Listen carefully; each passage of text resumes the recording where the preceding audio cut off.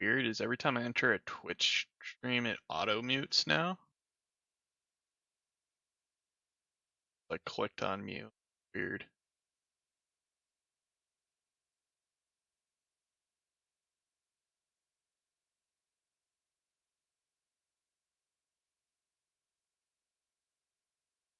Next week's a banger. Garfield DLC drops on Monday. Updates on Tuesday. Mech Warrior comes out on Thursday.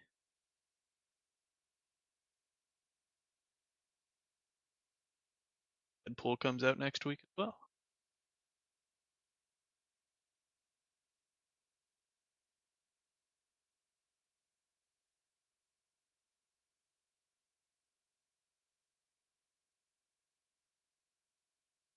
All the work.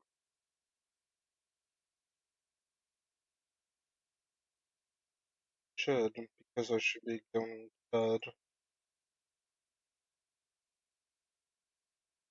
But Cad, I still work. Yours.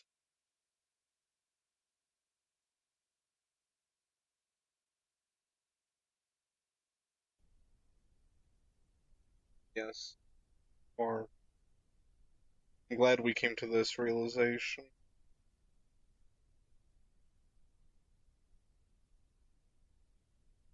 Okay. Do be staying alive.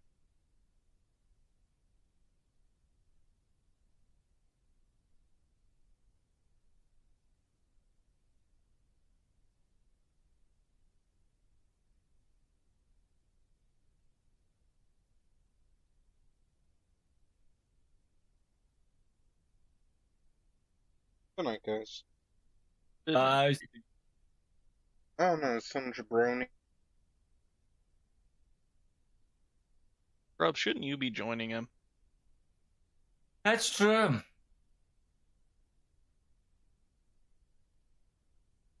But as they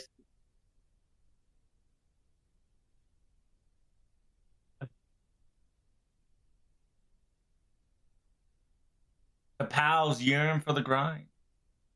Pals can continue to grind while you're asleep. Just throwing that out there. I have to turn off my PC. No, you don't. I do. Why do you have to turn off your PC? Playing on a solo. Leave your PC on and go to sleep. Don't do that around here. Yeah, you just continue playing and not sleeping. Energy thing, you're still wasting the same amount of energy.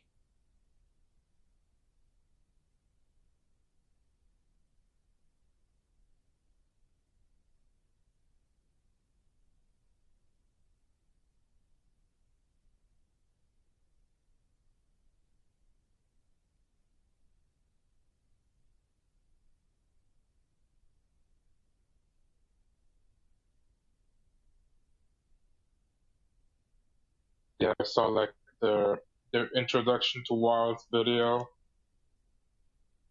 after they did like their trailer for extended version. I don't know. Are you guys going to even be playing Wilds? Assassin's Creed Shadows is going to be out close to that. Assassin's Creed Shadow is not gonna win that fight. I know.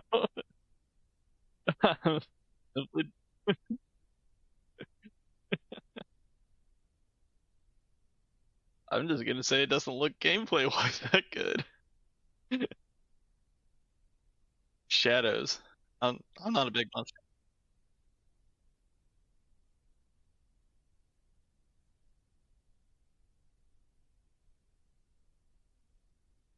They had to have.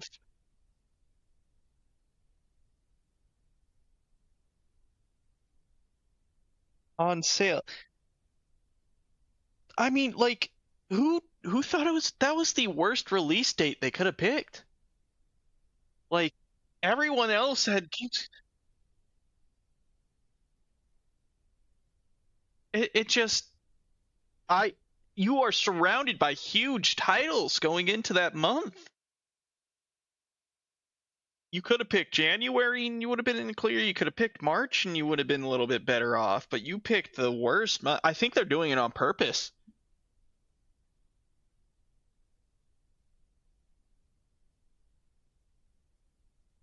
I honestly just think that like they are doing that, and then just like when the sales call comes up and it does bad, they're like, oh well, the release window around it was pretty bad and we weren't expecting that, or something like that. Like they're prepping for the game to not do as well to their investors.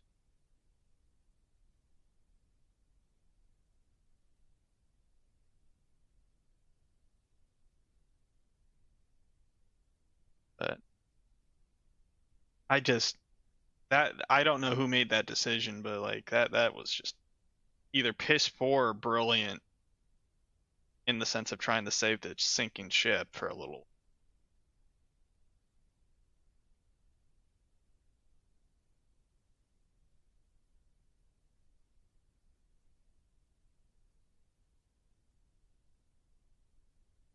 I just want him to go under, file for bankruptcy, and I want Tom Clancy to go back to the Clancy estate. And they can't sell it, so best bet is for them to go under.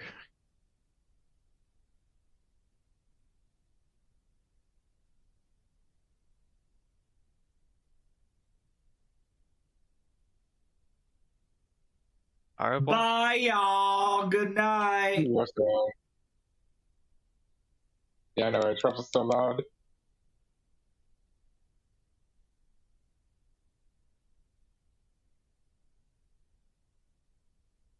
Okay, hello everybody. Sorry about that. Took me a little bit to get set up here. I don't know why, I'm just slow today. But I did just get the tweet out. Do me that favor, go give it some love. We're gonna be going over Huyan Zhou tonight. I'm probably pronouncing that horribly, so apologies in advance. Without power due to that hurricane? Wait, really? Are you up in the, like, Georgia area? / Panhandle? Also, wait. If you're without power, how are you watching stream? But I hope you're safe. I hope everything's good for you. I know, I didn't get hit very hard. It was quite literally just, small gusts of wind, probably nothing more than 40 miles an hour, and just like not even that much rain, really. So everything here was fine. I didn't even lose power even once, so I literally have no complaints at that point. Yeah, storm was a big nothing for me, but it's one of those deals where it's like usually I like to play it safe if possible. Just because I don't want to like risk stream going up and down as it can happen. Okay. It looks like the bot's working. I got the artwork for everybody.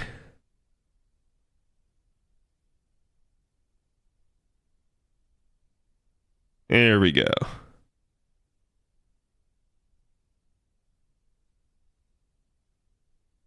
Hello, everybody. Why am I asleep?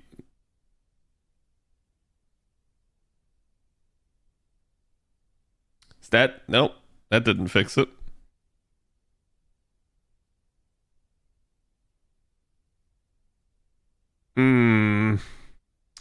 Me am sleep. Me no sure why. I don't know. Everything is all right over there? Yeah, I'm perfectly fine. And she's flipped. The flipping is easy. Shoop, beep, beep, beep, beep, beep, beep.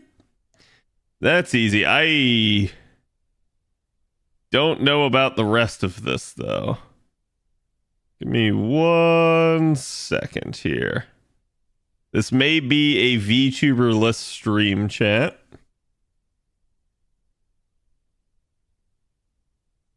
If I have to bet, it's probably an update borked everything. So I'm gonna attempt surgery, but this happened. If you guys remember the second day, like basically the day after my debut, I also had to like update everything, and we couldn't get it working at all that stream. So I'm hoping that's not the case.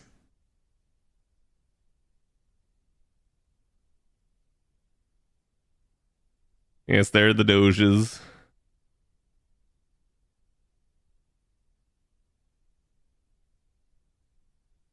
Just give it a second for me here.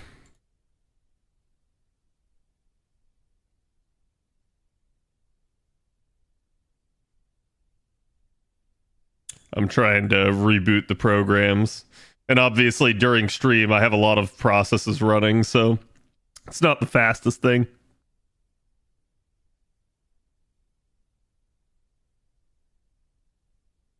Okay, there's VTube Studio.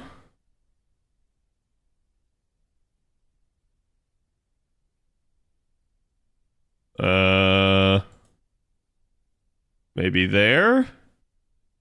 Uh-oh. Uh-oh. Ah, there we go. Okay, now it's working. It just wasn't connecting VTube with VBridger. All right. Hello. Now I got it working. Where were we? Here you go, chat. Here is today's artwork. Go give the artist some love. And yeah, basically we had Hurricane. Also, just a quick PSA, because I hadn't done it, but don't forget to do your Grail casting and buy your like Mana Prism stuff. You have like 2 to 3 days left on both servers, so make sure you guys get that done. I did manage to complete it today, but that was kind of it.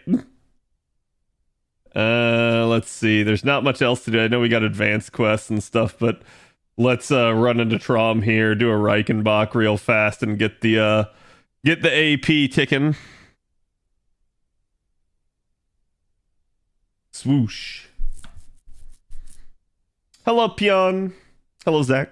Again, I hope everyone's doing good. Yeah, so the hurricane, like I was saying, it wasn't very much for me. Apparently Tampa got swamped. It like had a shit ton of like storm surge, which is kind of wild, but it's nothing compared to, I'm sure, the area that actually got hit by the landfall. So again, my heart goes out to everybody that was in the path of that thing. I certainly didn't want to be, and I'm glad that I wasn't.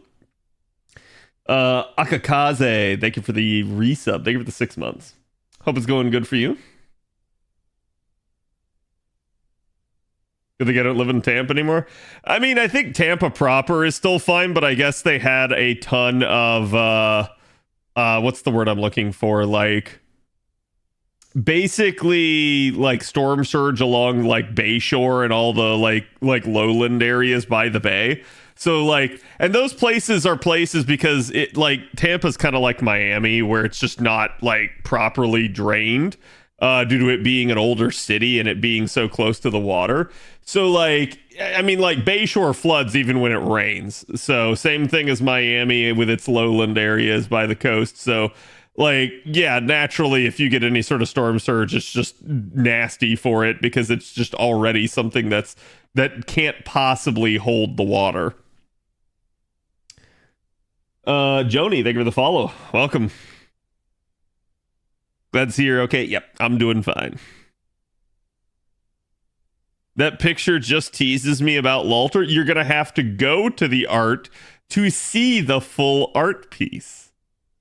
Yeah, I do that, chat. Sometimes I selectively crop photos, either due to Twitch guidelines or because I want to hide another aspect of the art piece so that chat has to actually go give the artist some love. I'm still questioning why Burrito Mart has writer effectiveness on NP. Did she need to compete with Huyan Zhou? No, I mean, like, it's just a thing, right? Like, I'm not even gonna probably mention Burrito Mart as we're going over it. Like, it's the same thing as like MHX having like Saber effectiveness. Yeah, it's a thing. Yeah, it's something you can use. But when you actually need a counter class, you're going to take the counter class. You're not going to take them. Like, it's an option if you need them for damage, but you don't have to do it. Deluge my relatives in Tennessee.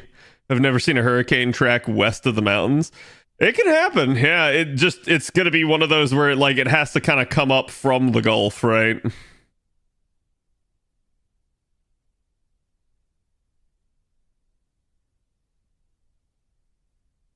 Full tree down in our driveway. Yeah, that's the problem with that sort of stuff is usually it's the wind, along the coast, obviously it's the storm surge, but usually it's the wind more than it is the rain that ends up messing with people.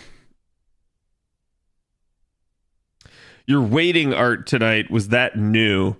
What was my waiting art tonight? Oh, no, that was the race queen that God, what's his name did?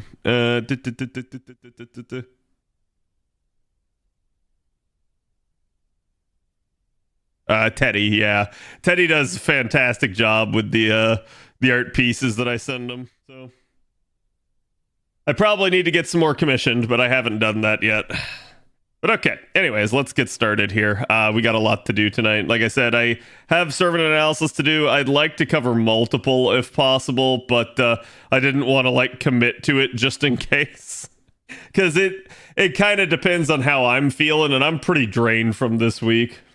It's been just one thing after another, and I have not managed to get a whole lot of sleep, so it is what it is. But how has chat been faring? Have you guys been keeping up with everything in FGO? I've started to see some of the other stuff you guys are talking about with the other content creators complaining about the quote unquote guidelines. And while again, I do think the guidelines is kind of stupid and tone deaf of them, I also think this is just how it always has been, and you won't really expect any level of enforcement because they don't have the time nor the resources really to constantly police FGO. So I think, like I said before, the people that I see getting hit are the people that actually kind of are bad actors at this point. How do you take your coffee? I normally a lot of cream. It doesn't have to have sugar in it. I certainly prefer it with sugar, but usually I'm cream heavy. And the reason why is because coffee is relatively acidic. And I don't like drinking straight black coffee for that reason, because I have, heartburn and stuff like that I take medication for. So usually a lot of acid on the stomach's a bad thing for me in that regard. So kind of watering it down or dairying it up, however you want to think about it, by adding a lot of creamer usually ends up helping me a lot.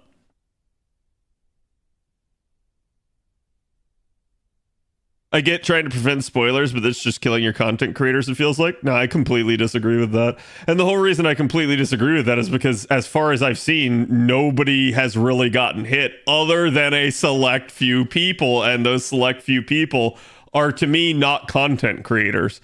They're people that are basically milking the system and abusing it. And I'm okay with them getting hit, right? I think your actual content creators are probably going to be fine. Aniplex will put those guidelines out, but I don't think Aniplex actually has the teeth to kind of do anything about it. So like I said, obviously I retain the right to adjust that if they do start coming after us en masse. I just don't think they will.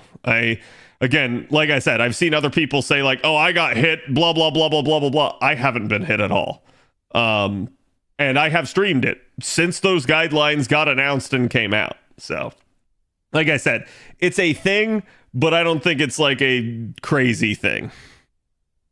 And to be fair, people got to understand, for years, there were no guidelines. For years, it was, you cannot stream this game. Period. End of story. There was no, you can stream up to X or Y point. No, it was, you can't stream this game. And I think a lot of people don't understand that. So it's also why, as somebody that has been quote unquote breaking TOS for 7 years now, it's not a big deal to me. I just go it is what it is. Have you ever had cafe con leche? I think you'd like it. Yes, I have, and it's very good.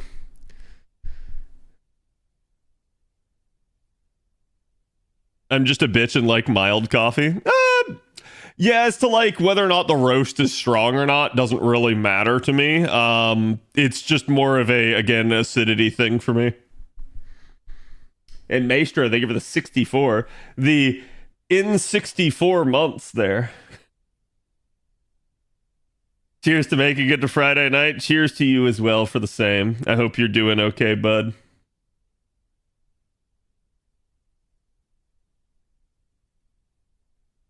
I think it's really dumb for fights specifically, like trying to min turn or doing a challenge run.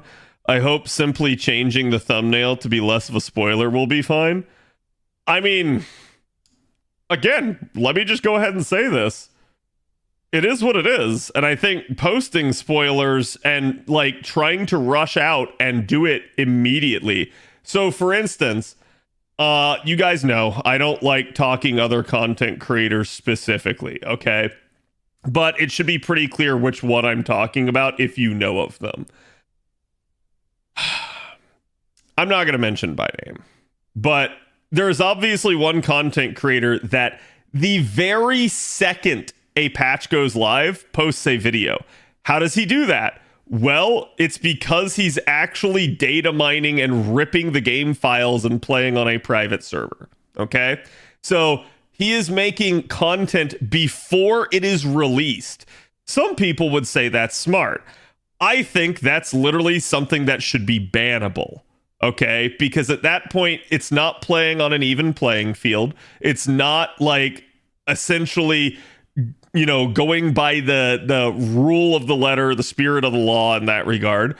It's straight up cheating and trying to get a leg up on everybody else.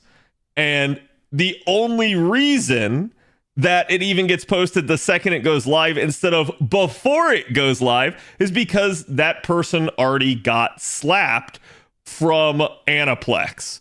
So, like I said, I don't like that sort of thing. I don't think it's a good thing. And I kind of am A-okay with people like that getting cracked down on. On the subject of thumbnails, listen, I think there's an easy way to go about making thumbnails without actually spoiling things. So, to me, the fact that the YouTube community has been posting spoiler-ridden thumbnails for years at this point is ridiculous to me. And I know the algorithm works the way that it does, but like, to me, you're responsible for your own actions as a content creator. That is one of those actions, right? Like, you are choosing to spoil people with your thumbnail. You didn't have to, you chose to. And all of a sudden it's blowing back on you? I have no sympathy for those people at all. Because for years, I've been streaming content for the game, making content, even, yes, on cutting-edge stuff on JP, and I don't spoil with my thumbnails. So, it is what it is. Like, I'm just going to say again, at the end of the day, I don't really have any empathy for those people. They know what they're doing. So, like I said, I don't think that's killing FGO content creation. I'm still here, you know, I'd say every day, but obviously I've been a little spotty here lately, right? I'm still here every day, quote unquote, making content for you guys, streaming the game, and not really having any issues from this, okay? So, now, yeah, who knows? Maybe tomorrow I wake up and half my stuff's copy claimed, okay? I'll deal with that if it happens. But at the end of the day, I'm also somebody that's just going to say this is kind of how it's been for a long time. And I don't think the way that FGO was good in terms of content creation. I think it heavily incentivized spoilers because of that 2-year gap. I think that makes it miserable to play NA, especially if you wish to stay informed and like knowledgeable on what's upcoming. So you're like, oh, hey, should I roll for this new unit that I know is coming out? Oh, I go look and I get spoiled, right? Like, that's exactly what I'm talking about. I don't mean spoilers on the sense of like finding out the unit's name or what their kit is. I mean spoilers in the sense of like you get it thrown in your face, major plot points of the story. You get the actual like story events totally spoiled for you. That's what I'm talking about. That shouldn't be a thing. I'm okay with there being content out there for that, should the people choose to want to like peruse it. But I think at that, it needs to be properly flagged. It needs to actually have a little bit of a barrier there so that it can't just spoil a random passerby. And I have several friends, and myself included, that have been spoiled by random YouTube comments, random Reddit comments, random comments on Twitter, you name it. Now, you can't stop all of it, but it certainly is incentivized with the way the current thing is structured. So them cracking down and doing new guidelines, I know I'm the outlier here, but I think it's a good thing. As long as they're not heavy-handed with it. As long as it's not hitting every content creator and instead hitting the bad actors, right? As long as they keep it to that, you won't hear any complaints from me. So it's like, I straight up, yeah, and I was gonna say, Okayist works with me. He knows I straight up talk with him on like what we're gonna make a thumbnail on, which by the way, I need a thumbnail for the event recording we did the other night. But straight up, I work with him on the thumbnails. I talk with him on like, hey, here's what we want to do. Here's what the naming's going to be. And we try. Like sometimes, chat, I actually hide a spoiler in there. But it's one of those if you know things, so it can't actually spoil anyone who didn't already know. It's more of like, oh, I see what he did there type thing if you actually did know. And that's to me just being clever and being, punny at times. But I think that's a good way to handle it as opposed to, oh, yeah, no, I'm just going to shout it from the rooftops, highlight it in the thumbnail, put big freaking arrows pointing to it, that sort of stuff, right?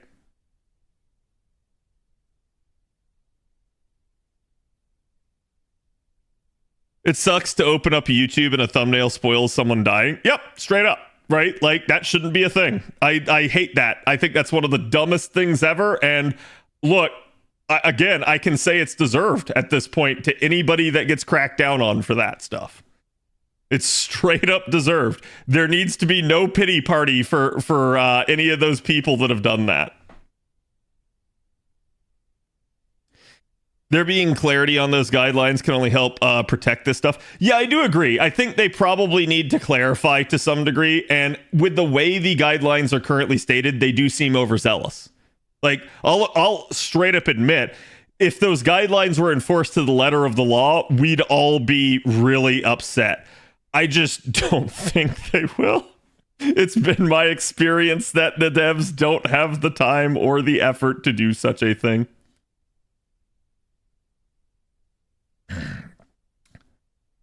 Like, we have had times in FGO's content creation where we got cracked down on.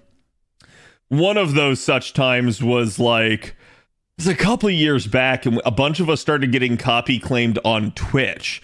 That was particularly annoying because we weren't sure whether or not it was a real claimant or not.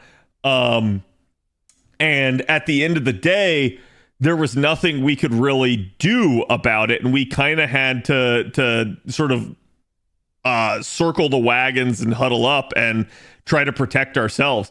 In fact, it was during that time period that you guys got to see Aurelia. Straight up, as I transitioned into sort of having my own IP here. Oh, did my model just break for some reason? Nani? Nani?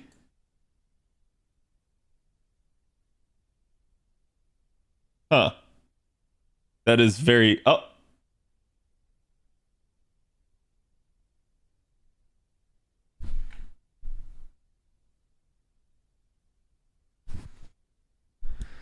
Hold on, chat. It's trying to live? Yeah.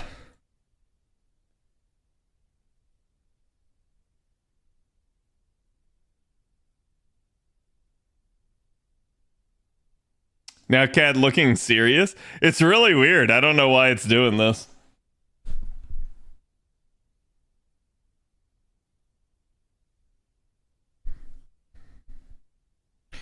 Okay, I think I see what's going on.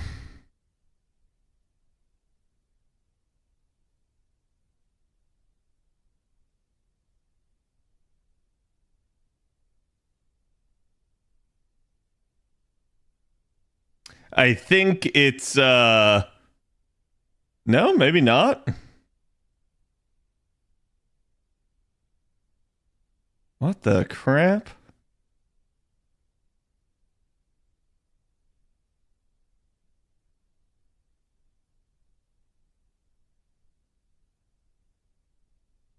Okay, that's a little better. Sorry, chat.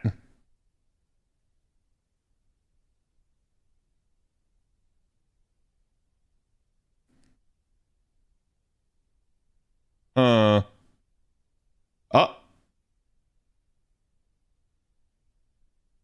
Okay, VTube Studio. Why are you... All right, time to reboot. You know what? That's the safest way.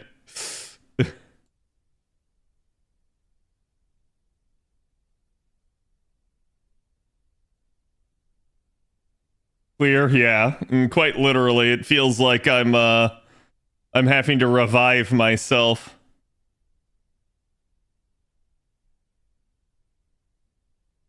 Okay, now it's working. I don't know. It's like VTube Studio itself just shat the bed there, like specifically.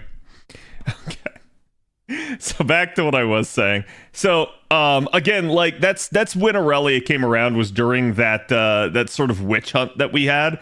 Because part of the reason that I did it is I got advised to by somebody that I trust. Okay, so like you'll see other people out there and they'll make like emotes of Artoria, Rin, Sakura. Did you guys know that that is technically illegal? You are not allowed to do that. And the reason why is because at the end of the day, you're trying to profit off of a character that is copyrighted. There is such a thing as fair use. There is such a thing as, like, for instance, I think in like in MiHoYo's circumstances, they have basically given people permission to do so with those characters, as long as there's like attribution, so to speak. Oh, okay, capture card. Wow, this is just being a great night for all of this. So, like, for instance, you could do that in their case. As far as I know, Fate has never done that.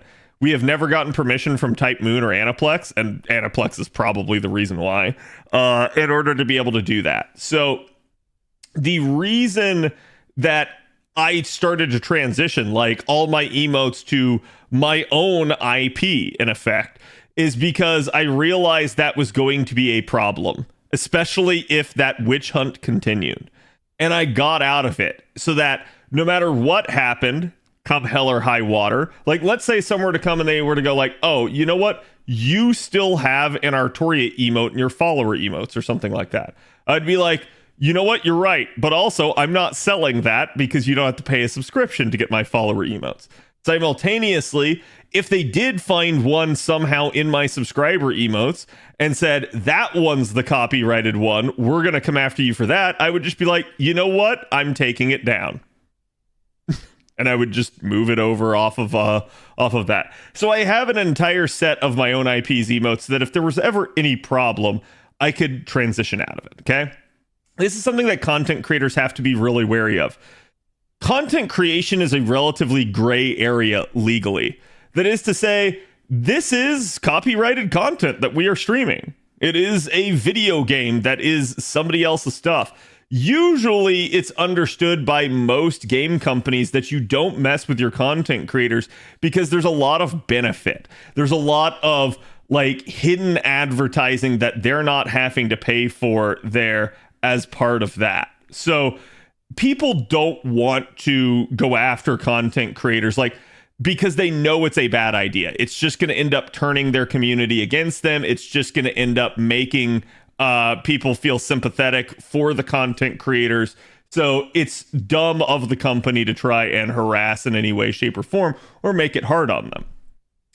We don't have that, though, with certain companies like Nintendo, Aniplex, as you can see, obviously, and that's kind of an issue. But it's technically within their right. They can choose to, and the content creators can't do anything if they do. Oh, literally capped out right there. And it sucks, right? Like, you hope for that not to happen, but it is a thing that can happen, and it's just something that content creators have to learn to, again, adapt, improvise, overcome. Like, don't just sit there and take it, change games, badmouth them if they try to crack down on it. And that's kind of what you're seeing here. I understand that part of it is mostly like content creators, especially for FGO, going like, hey, this is sort of easy pickings. There's nothing else going on. There's nothing really to talk about. And this is an easy way to vent frustration short of actually bashing the game itself, which most people don't like, right? Like, you guys like FGO, you enjoy playing the game, so you're not going to like it if I sit up here and go like, oh, this game is shit, this game is trash, why would anyone play this game, yada yada yada. And that's kind of one of the reasons why content creators know not to do that sort of thing. They just go like, yeah, this is probably a bad idea, how about instead I end up like kind of going after an easier target. That easier target is the developer themselves, who is apparently issuing new guidelines and restrictions for the streamers. So it makes sense. I totally understand why people are going to criticize that and use that as an outlet for their frustration. So accidental IP stealing. What, in my case? So in my case, like, obviously Aurelia is really close to Lartoria, but she is legally distinct, so that works for me. But I do think, like, in the case of like FGO and stuff like that, the problem is Aniplex could at any moment come and copy claim you, and you're just kind of screwed if that happens. Oh, I didn't do this right. I didn't press the skills in the right order. And again, like, if that happens, you're kind of dead in the water as a content creator, and your channel might end up getting shut down. So to me, it's a lot better to play it safe and protect yourself from that sort of thing happening. But yeah, I think that's why you see so many content creators up in arms over this. It's, to me, very easy to understand why a content creator thinks that way, and it's also easy pickings in the court of like Twitter and Reddit opinion. So it plays well with the audience, and it makes sense to criticize. And then there's me, who doesn't give a shit about that and just speaks my mind on stuff and tries to basically go with whatever I assume to be the truth. So that's where, again, in the same vein, you'll see me like kind of point out that I don't think it's as big of a deal as people are making out of it, right? But yeah, I think this sort of thing happens, and as a result, content creation has always just been in that gray area. You know that at any given moment, a developer or a publisher could become hostile towards you, and there's nothing you can do about it other than to move on to greener pastures. I have seen people threaten to stop streaming FGO over this stuff. I'm going to say, at least of the people that I have seen claim such a thing, and I'm not going to point fingers or name names, but I of the people that I have seen make such a claim, they were not people that regularly stream the game anyways. So, or at least not anymore. People that, kind of used to in that regard. But yeah, I think it's an issue, but I don't put much like, I don't know. It's not worrisome to me yet. It'll get worrisome if I see them actually doing a round of crackdowns on people that are seemingly, well-intentioned and not really doing anything other than just, oh, we're technically streaming past your guideline, right? If that's the case, then certainly there's a lot more to be concerned about. Okay, there we go. I think copyright can be a bit overbearing, and patenting games is way too overbearing. Yeah, the patent stuff is really stupid. Like, for instance, it's been alleged that the reason in FGO that we can't have like multi-level leveling on skills, so like basically being able to level a skill multiple times with one button press, the reason supposedly that we're not allowed to have that is because a company out there owns the patent for it. I don't know if that's true or not. That's just a rumor I've heard over the years. Obviously I hope for that not to be true, but it may actually have some truth to it. So it's difficult to say when stuff like that comes into play. And yeah, I kind of agree. I feel like you should be able to patent things like a unique process to creating an engine, a video game engine, right? Like that sort of thing should be proprietary. I'm not sure how much I think like actual in-game virtual mechanics should be patentable. I think like maybe the naming conventions and that sort of thing, maybe the appearance, that should be copyrightable. I don't think that should be patentable. Because I don't think it's like, unless you truly did something that was unique that nobody else had ever done before, I don't think that should be a thing. So like, for instance, in Nintendo's case, apparently they tried to patent mounting, and I'm like, they were not the first people to ever do mounting in a video game. And I'm not even sure they were the first in Japan to do it. So it's weird in that regard, and I don't agree with it. I hope Nintendo gets their butt kicked. Like, in all seriousness, no matter how you guys feel about Pal World versus Nintendo, like as to like whether or not you feel like Pal World was right to create their game or anything like that, you should, irregardless of your stance on that, hope that Nintendo fails with this lawsuit. And I know that sounds weird and bad, right? That sounds biased. No, because I'm not coming at this from a, oh, Pal World is like Pal World has the right or anything like that. I'm coming at this from the angle of Nintendo's lawsuit is overzealous and needs to lose. If it wins, it has far-reaching implications for video gaming, particularly in Japan. So everybody better hope that they get their butt handed to them. That's the issue that we have kind of going on here at this point. Nintendo is super scummy regarding their IPs. Yeah, I mean, I think it's okay to protect your IP, right? Like, but that's not what this is. Protecting their IP would have been, again, going after them for copyright infringement, but they knew they couldn't get them on that because it was legally distinct. So in that regard, it's them going after them in the scummiest way possible. And to me, this is a step too far, and it's going to have huge issues if they actually win this. Like, basically, they're going to end up controlling certain patents, at least in Japan, and that's going to really restrict what other video game developers can do. I don't think that's a good thing.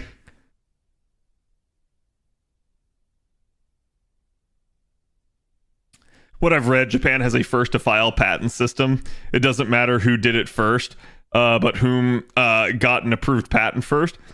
Yeah, like, see, so in the United States, it's kind of a similar way. Like, we also have a first-to-file patent system.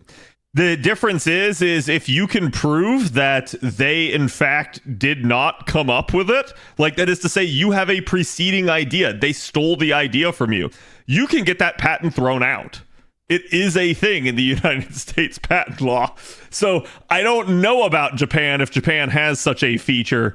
If it doesn't, oh boy, that's gonna suck. Really hope they do fail in this one. Yeah. So it's like in that regard, I really hope that like Sony and Microsoft also battle them on it. It's probably to their benefit to do so, because otherwise, okay, like let's say Nintendo has the patent on mounting. Let's say you are Microsoft and you come out with, I don't know, like what, the new Fable game or something, and maybe there's mounting in that. Well, you're not releasing that in Japan now. Good luck. Not unless you want to pay Nintendo. So this is why I think like they're probably going to end up with everybody in arms over it, but we'll see how it goes from here, right? This lawsuit's going to end up dictating the flow of things for a while, probably.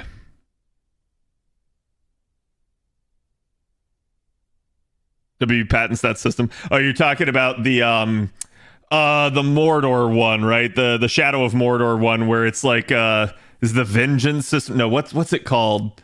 Where it's like you assassinate people, but then like it spawns in new people to replace them, and they have like connections, and you have to kill your way up the ladder. Nemesis, thank you. Yeah. So yeah, like I think that's a cool idea. I think it is relatively unique. That's approaching the level of like a patent worthy thing. To me, it's still not worthy though. To me, that's still something that's like, okay, well, this is cool. But no, it's not wholly unique. You got this, like, you amalgamated these ideas from other concepts that already existed. But I don't know, right? Like, I'm no patent expert, so in that regard, maybe I'm talking out my ass.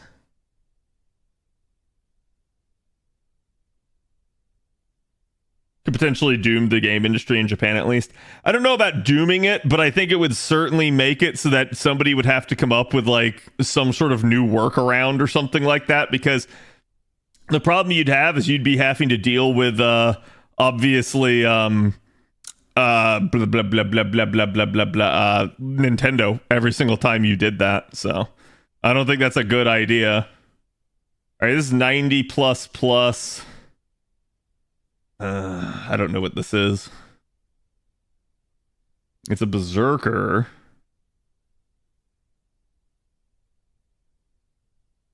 I still have 2 of these to do on JP. These are for the LB4 stuff. Actually, hold on. This will show me.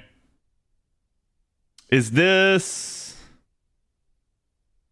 Wait, is this the fight with the first form of Arjuna?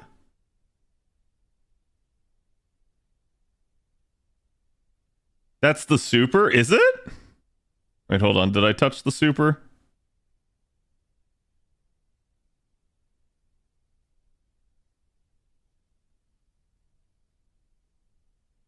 Oh, yes, it is. Okay. Whoopsie.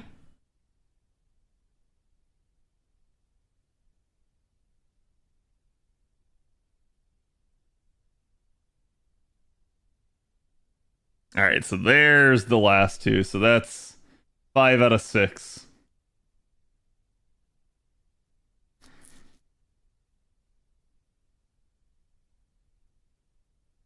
Wait, did fandom? Oh my god, fandom still didn't update this.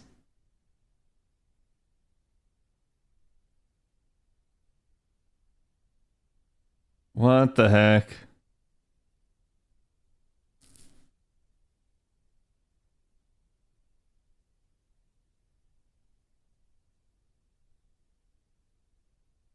Which one is this? Section 19, part 4. Yeah, I was gonna say, this has gotta be Arjuna Alter, right? It's weird though, because didn't I already do the Arjuna Alter fight?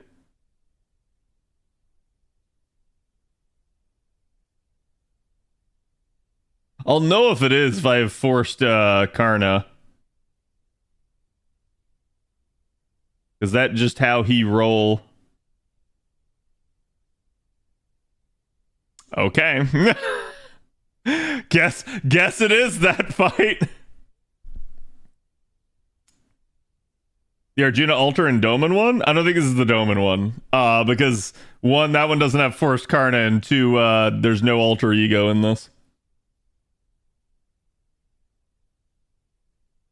Okay, so how do I want to attack this? Trying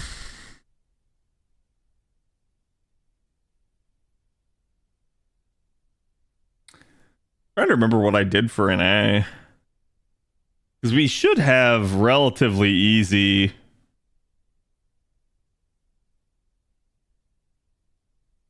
Yeah, the Doman one was the one I did earlier. That I feel like is right.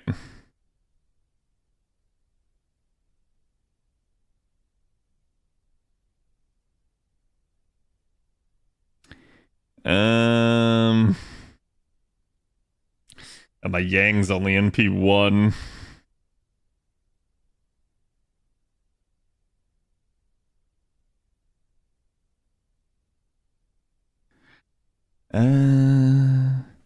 Just don't know if I have enough power to do all these flat-footed. Because I think that's what I did on an A. No, not you. You.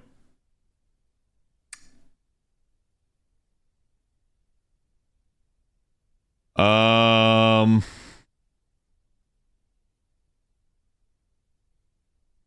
version you can use whatever, really.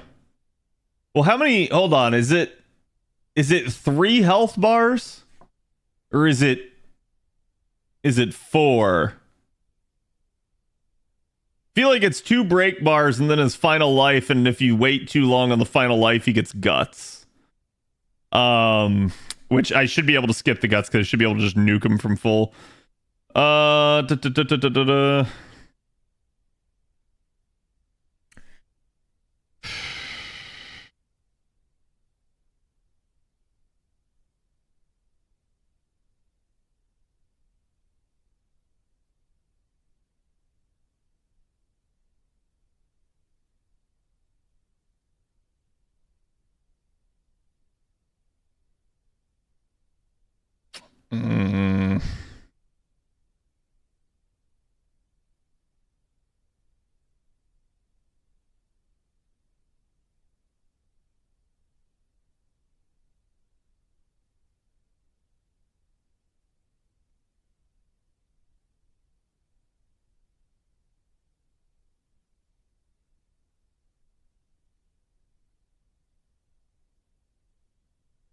God, I need too many artsies here. It's weird because I think I have a spare ocean flyer on my JP.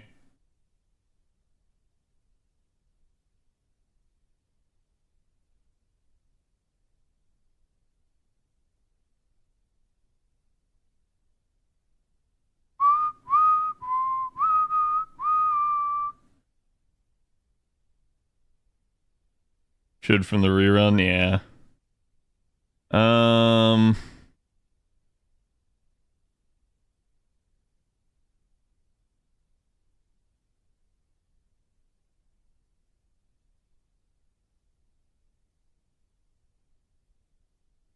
Do I not? Okay, there we go. Not level 100 though.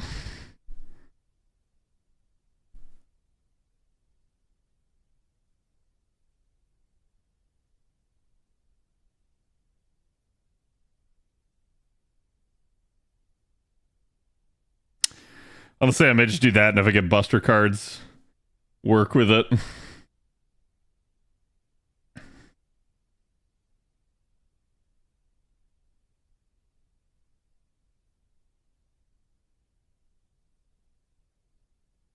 Uh...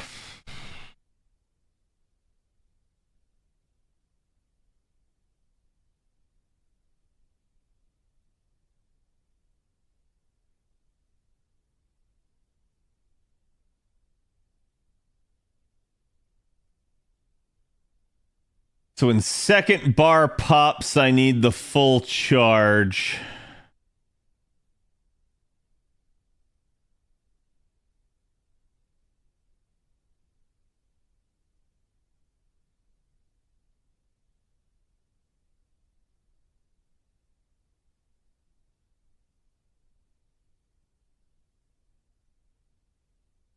Hmm.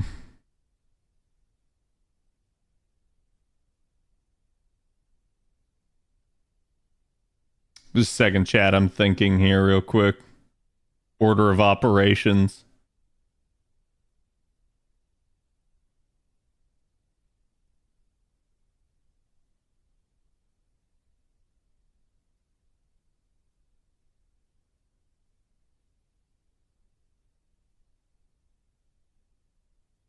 Uh...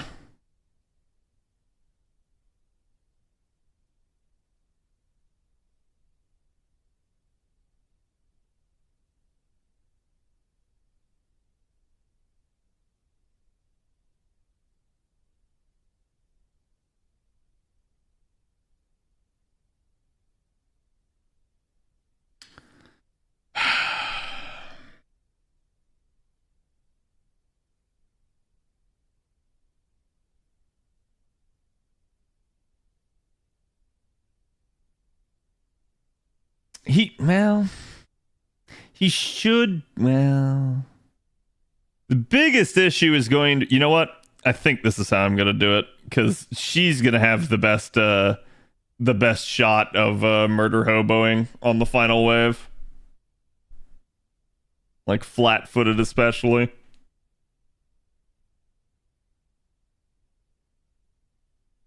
Okay.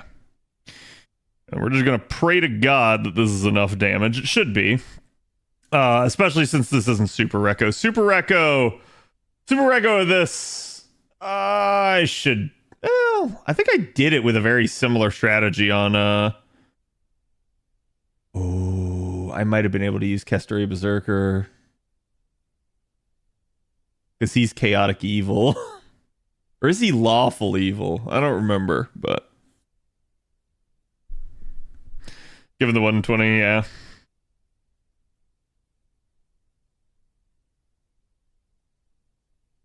I love how long-winded he gets here.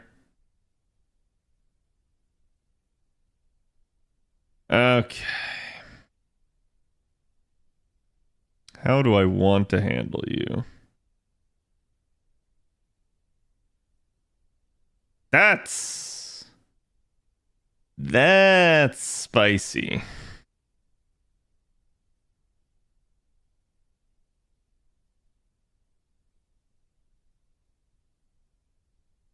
He's debuff immune, so I can't do jack shit to him.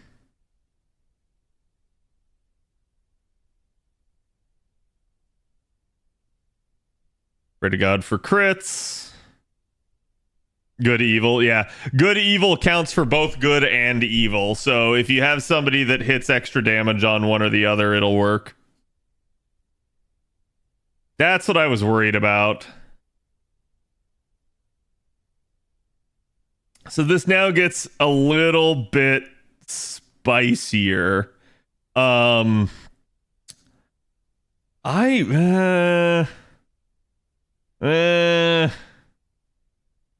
You know what? I bet I can. I bet I can pull this off.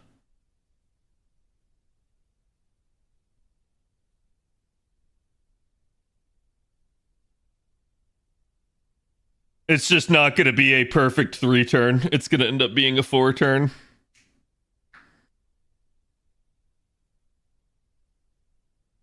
This kind of sucks that I'm having to waste this NP like this, but it'd be what it'd be.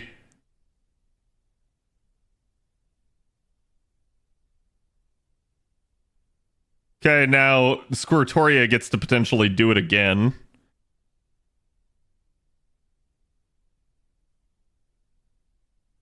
Hey, thank you for the lucky number 69. Appreciate it, my man. How are you doing today? Chat, can we get some love for Hayes?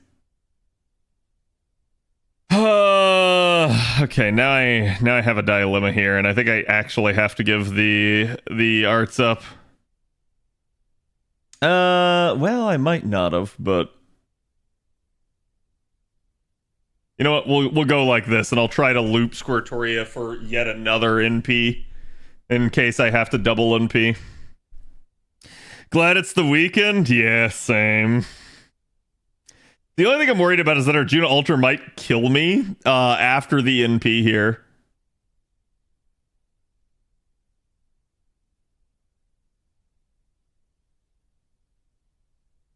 Wow. Alright, hold that. I do need her to kill there. Fact that I gave her the arts up and she still didn't freaking do it. And that's a 120 Squirtle, chat. That's a 120 NP5, so I'm not gonna say that like Squirtle, you know, obviously like has like you know, top of the line damage, but that actually is kind of why I've said this before. Squirtle needs an NP interlude. It's kind of nutty that like I have a perfected version of her, and even with a single Castoria's buff, I can't get the job done. Now what I can do is I can do that, and that should put me a lot closer, and probably should be enough to pop the bar. I was just kind of hoping to spare that for the back end. Ooh, okay, I got another trick up my sleeve, actually. If this doesn't work.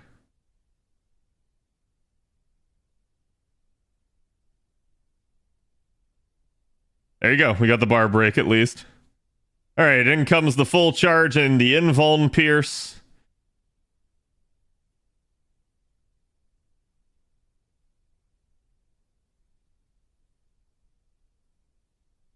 And boom goes the dynamite. Down goes all of our solemn defenses.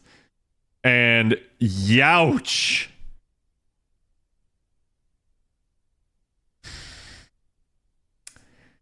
That's what I have never liked about this fight. The fact that he just one-tapped a 120 counter class is just so stupid. That is so impossibly stupid. Classic Junao, yeah. And I think the devs in retrospect kind of realized they messed up a little bit with this fight because of it. I forgot how hard he crits. Oh, I knew how hard he crits. I was just basically I wanted Mash to stay alive, but I ended up in a weird spot here because of this. Because I didn't one tap the prior bar. Like, I shouldn't have used Squirtoria. I had another option that would have worked better.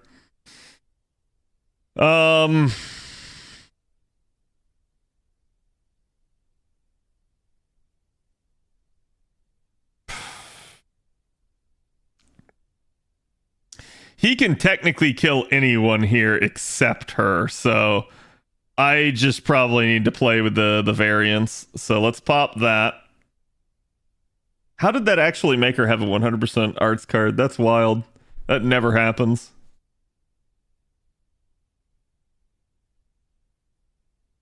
I'm late. How did I fare during the massive storm? I was fine. It did not even really touch me or anything.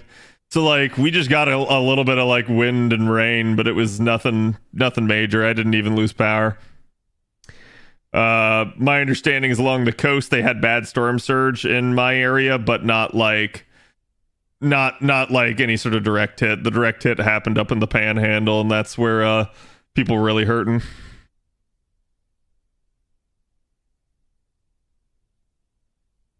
MC attack up and queued Castorias and P last. That might be what I have to do. I'm just trying to play with the seed a little bit and see if he'll just kill everybody else instead. Okay. Fine.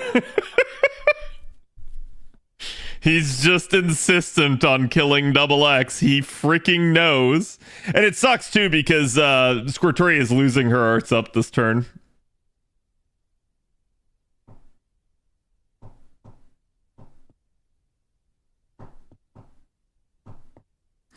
Got destroyed due to a mudslide? Oh, wow. He didn't even tease that he went for it. Yep. It also sucks, too, because normally a lot of Berserker bosses only get 2 actions, and Arjuna Alter is one of those ones where it's like, nah, he gets 3, because fuck you. Alright, we're popping that, and now we're praying to God that this is somehow still enough. Which it might not be, and if that's the case, this is even worse. Okay, come on, Arjuna. Yep, that should be enough. So at least I get the 2 stacks. This should prevent, you know what? No, I'm not even going to say it. Not even going to say it, because it's technically still possible.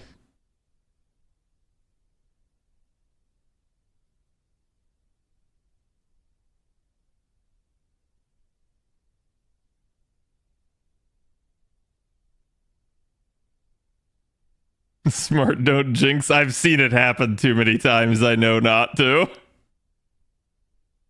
Okay.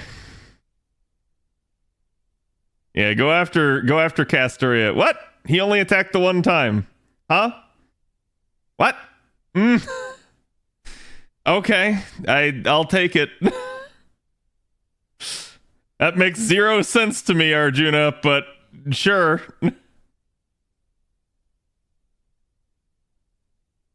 He buffs MP attacks. Oh, did he use one of his That's weird though. They don't normally use an action before they NP. Normally they just go for it. So I'm hoping that flat-footed double X here just has the power, but she might not. Because she's not the one with the Castoria buffs. Well, at least the art's up. Yeah, it didn't. Wow. Oh well, this should be enough.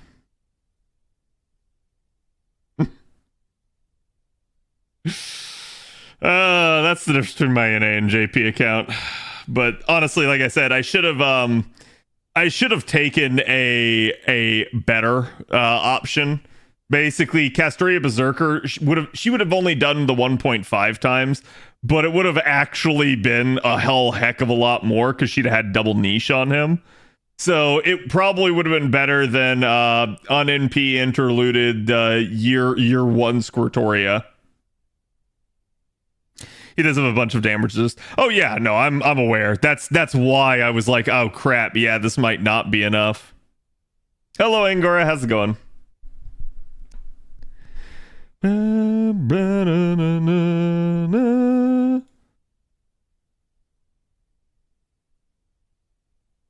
Okay, and then the last one is a question mark fight. What fight happens after this? Wait, is this the tree? Please tell me it's not the tree. Is it the... Oh, God. Yeah, because I think it's just Hot Wheels otherwise. Versus, Karna, I think. No. Yeah. I don't know. Something like that. Okay, Deontay's got me there. Let me think, because this is probably still... Well, I don't know if I'll have the damage to pull this off.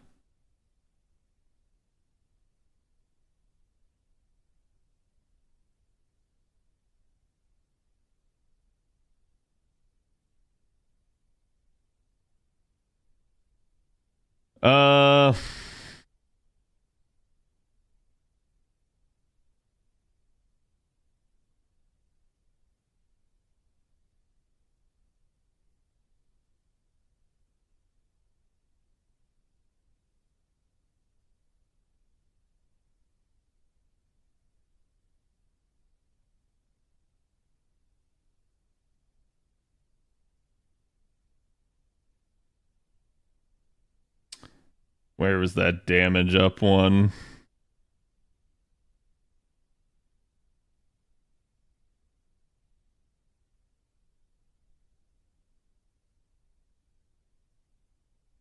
There it is, right there. Okay.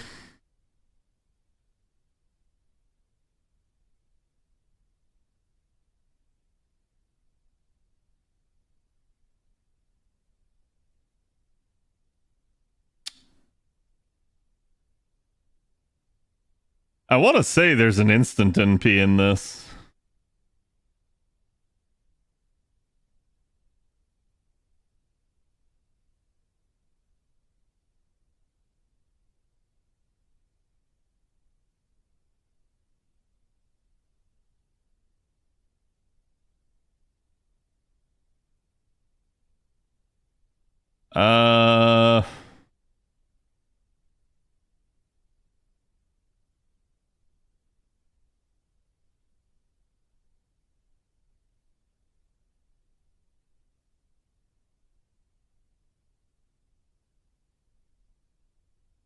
Well, we'll try it.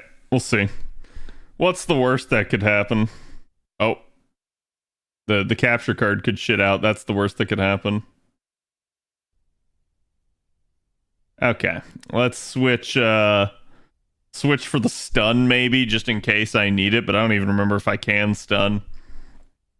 So we'll just have to see. Again, this is a similarly perfected Lartoria. I did it with my Lartoria on an A, but I think I had the I think I had Ox Demon Kings on an A. Surely it won't hit Lartoria, right? Sure, yeah. Okay.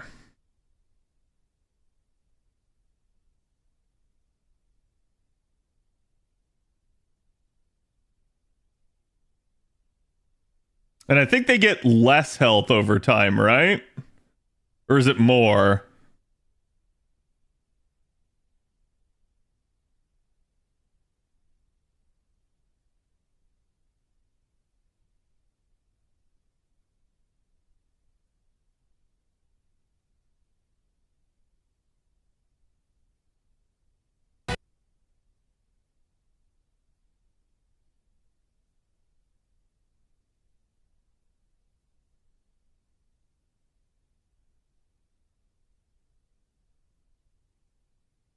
More but not by light. Right, it's more, but they lose the freaking I think the tree loses the stupid debuff.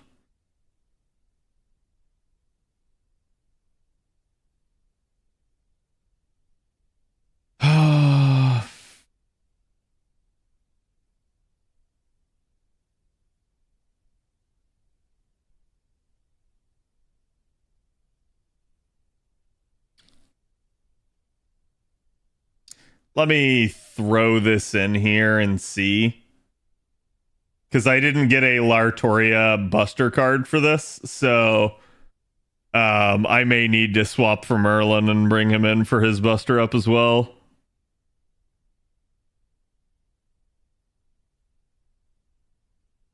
Okay, no, we got it. Sweet. That's perfect. I also got her back to 50%, so that's that basically offset the entire whole deal with using Black Grail, so that's ideal. Oh no, he's taunting my AoE NP. Please don't kill her. Bro, fuck off. Come on, dude. Hit literally anyone else. And it's also that specific one. Like, God, that is so asshole-ish. If he had hit literally anybody else, I would have been perfectly fine. His aim on point? Yeah, it's like, if he had hit the other Koyanskaya, that was okay. In fact, that was ideal. If he hits Lartoria, he doesn't kill her. And why is...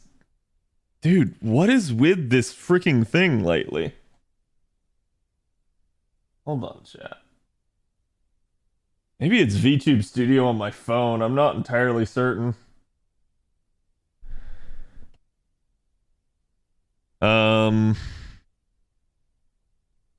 Okay. Yeah, it's just disconnecting. What the shit? There we go. Doze indeed. I mean, I can stun, but I would prefer to save that for the NP turn.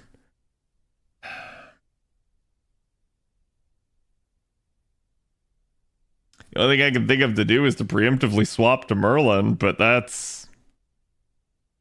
is also not ideal.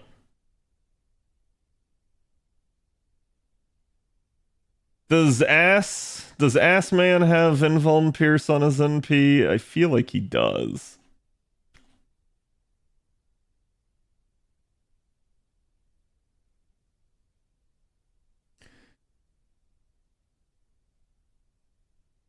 No, just removes defensive buffs after damage. Thank God. Okay, that's okay.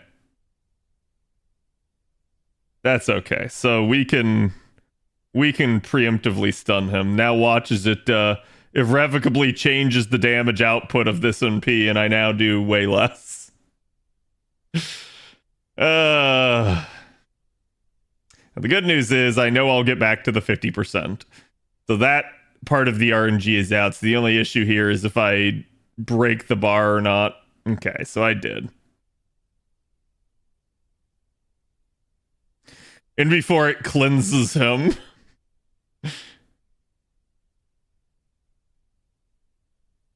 You not get no turns.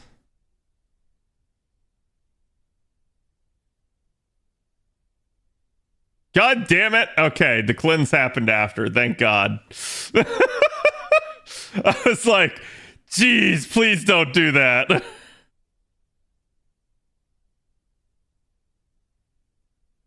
Okay, so now they have spicy meatball damage up. I might still be able to take it.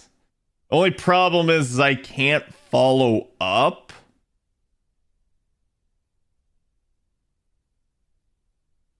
Because all cards go to Ashvataman because of the taunt. This is a little bit less than ideal, but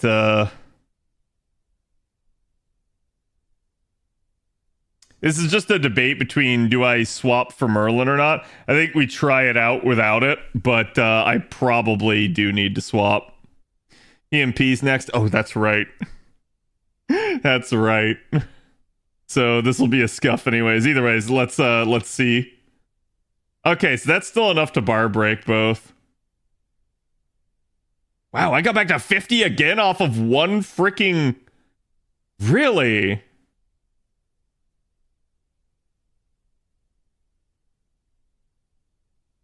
That was just one quick card.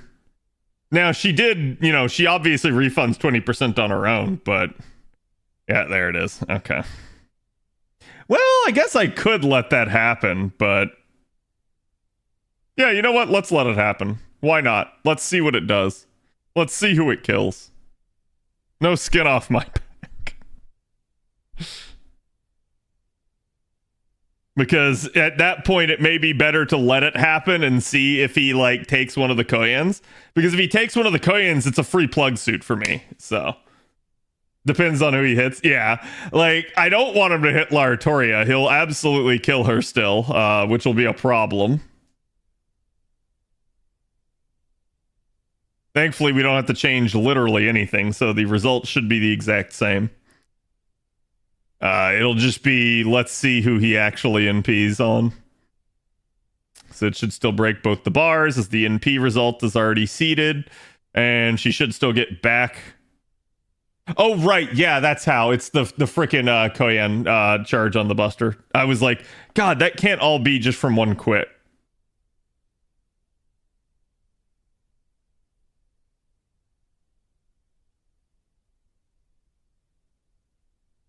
Okay, who you targeting, big boy?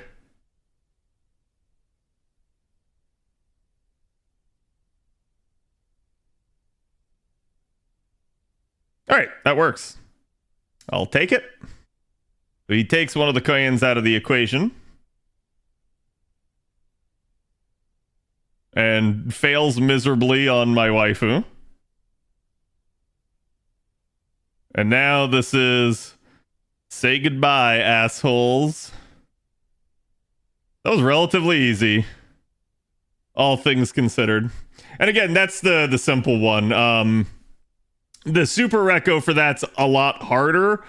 I don't think I could do it this time around. I might be able to. I would need actual good card RNG. And honestly, I don't care about the mana prisms that much on JP. I hate to say it, I'd probably prefer the Bond Grail at that, or not the Bond Grail, the Tea Kettle at that point to the Mana Prisms as a reward. I think Mana Prisms are great for newer players, but newer players are going to really struggle to beat any of these Super Recos. Rare RNG not being bad. Well, that's why I was like, oh, hey, let me scuff. I don't want him to kill my waifu. And I was like, wait, he might not actually be targeting my waifu. You can see I am so, jaded. Where I just assume it's the worst possible RNG that can happen. It's like, oh, it's RNG. It's gonna happen to my waifu. Inevitably. I think I just melt looped this. Yeah, understandable.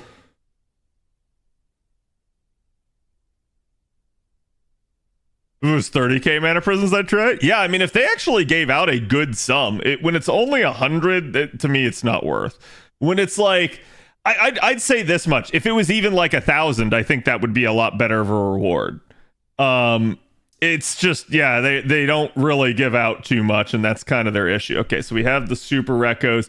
We also have the advanced quest. Oh, I gotta record, so hold on.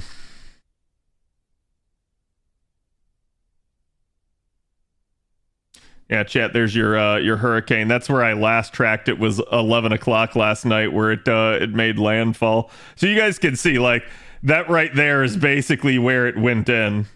Whoops, wrong button.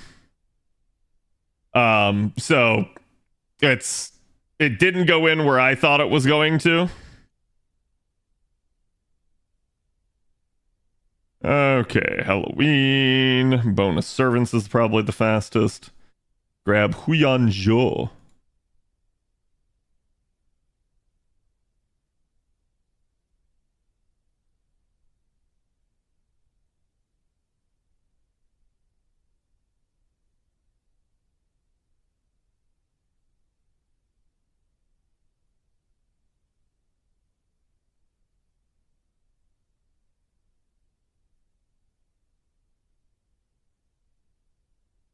Okay.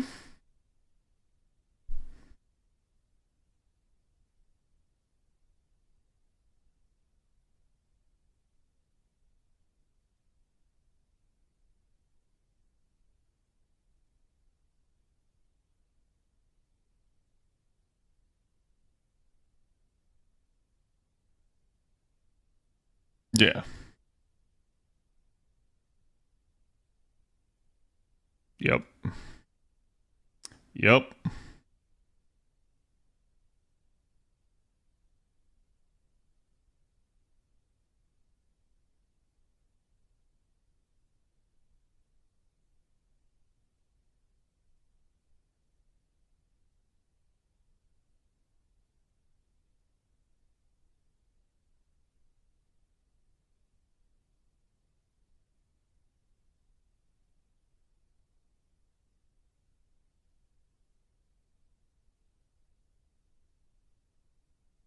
Wow, almost all lawful evil people are assassins. That's kind of wild.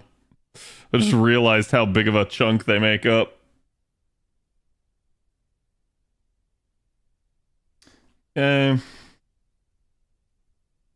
She's got a relatively straightforward kit, thankfully, so this shouldn't be too long of one.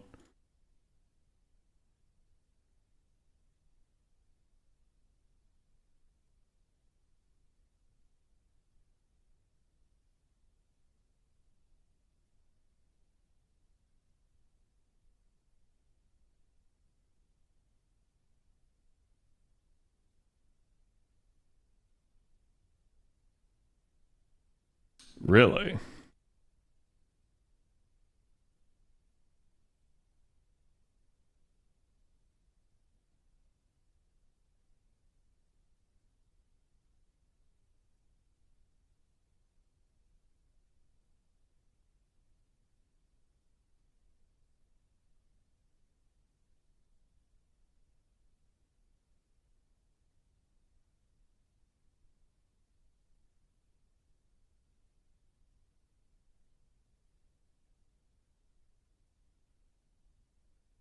Huh, okay. All right. Sorry, I just had to look over something here real quick. Thighs, yeah. The thighs on Huyan are fantastic. By the way, any Chinese speakers out there, me pronouncing it Huyan Zhou, is that right? Or am I like totally butchering that?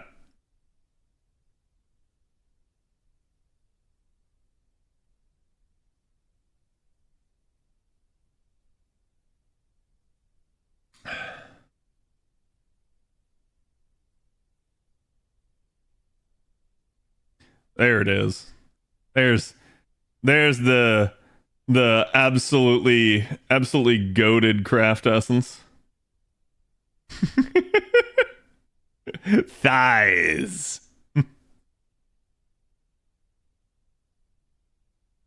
Wait, what event was this from? Summer last year. Okay.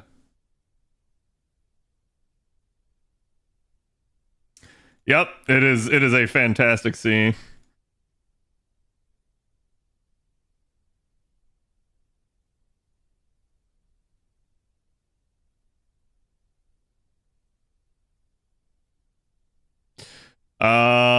God, what's the chocolate Valentine's comma CE? I always forget this. It's like heavenly. No.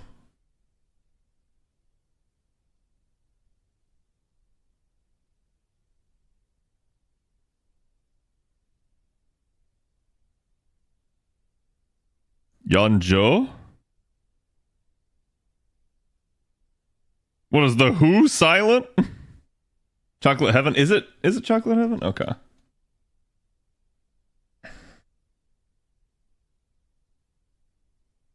Thank you, chat.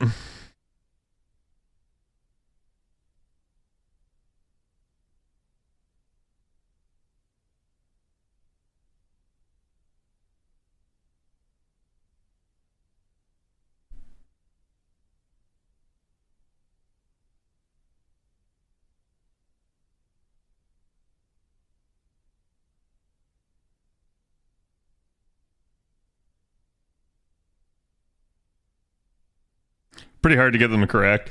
Yeah, like I have no doubt that I could probably pronounce it correct, but I would need to hear a like native speaker say it. So like I'm pretty good at like being able to pronounce stuff, but I usually have to have heard it at least once.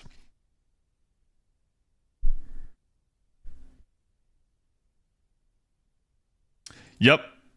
Okay, so let me make sure we're good here. Okay, should be fine. Oh yeah, hold on. Let me look at her summoning campaigns. So she has been available here, and then Lucky Bag, Mystic Eyes. So not for, well, that's not an entire year. That's only like 8 months later. July. So basically October to July, which is what? It's your 10th month, and July is July 7th month or 8th month? 7th. So 15th? No. That's not right. Brain work.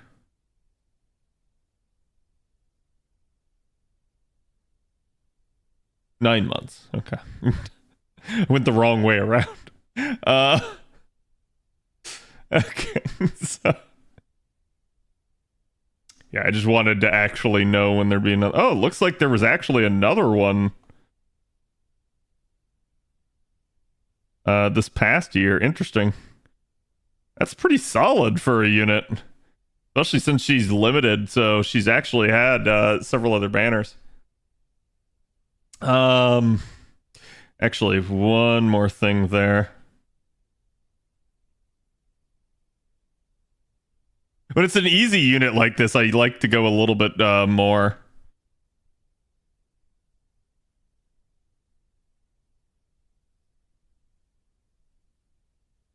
We'll just kind of talk about the banner situation.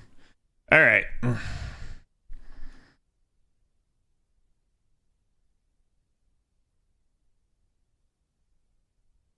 Hey guys, my name's Khadroth, and today I'm going to be talking to you about Huyan Zhou. She is going to be our upcoming Halloween limited SSR for you guys. And she's actually very interesting just because she's going to be the game's first AoE quick assassin that's an SSR variety. So actually getting a 5-star quick assassin that's AoE is really nice. It's kind of astounding to me that the game's gone on so long without having one up to this point. And it's, again, just kind of weird because the assassin class is the class that is known for its quick cards and its focus on it. So the fact that it took us this long to get kind of one of the major niches in and the major card type for it is just kind of wild to me. Interestingly enough, she's not the only one in the game now. We do actually get another one next year coming in.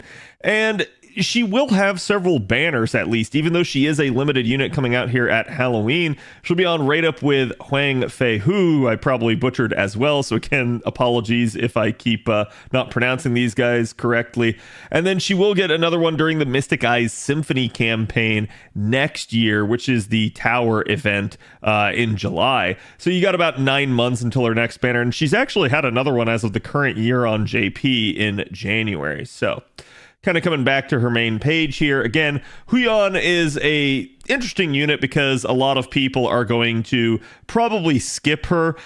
That being said, she actually is a Black Grail looper. I think you'll just have people, though, that'll be looking forward towards, things like obviously the Fairy Night Cup with Burrito Mart. Again, maybe stuff like LB7 or New Year's. So again, I think a lot of people are going to be saving for right now, but that's not me telling you to skip her. In fact, she's actually quite a good and capable unit. She's a Black Grail looper, so I don't think she's necessarily someone that you want to skip. Plus, she just has amazing thighs, so you definitely want to roll for her just for that reason alone.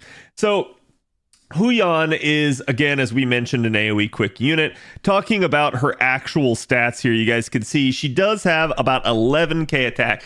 This is not that solid. In fact, in the grand scheme of things, there are a couple of 5 stars out there that have sub 11k, aka 10k attack.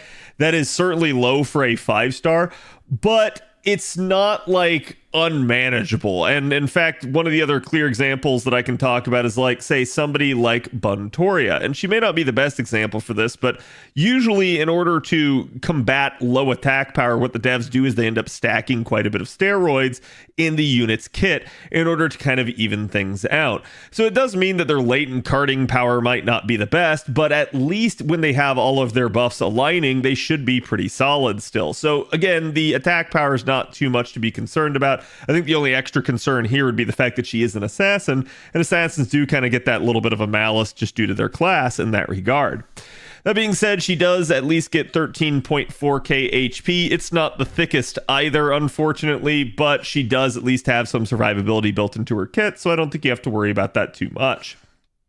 She is man attribute, has star absorption of 98, which is a little bit lower than her class average, but she does have really good star generation at 25.5 there, and ends up having only a 0.53 NP charge attack rate. But again, that's not too much of a concern either, since we already mentioned she is a Black Grail looper.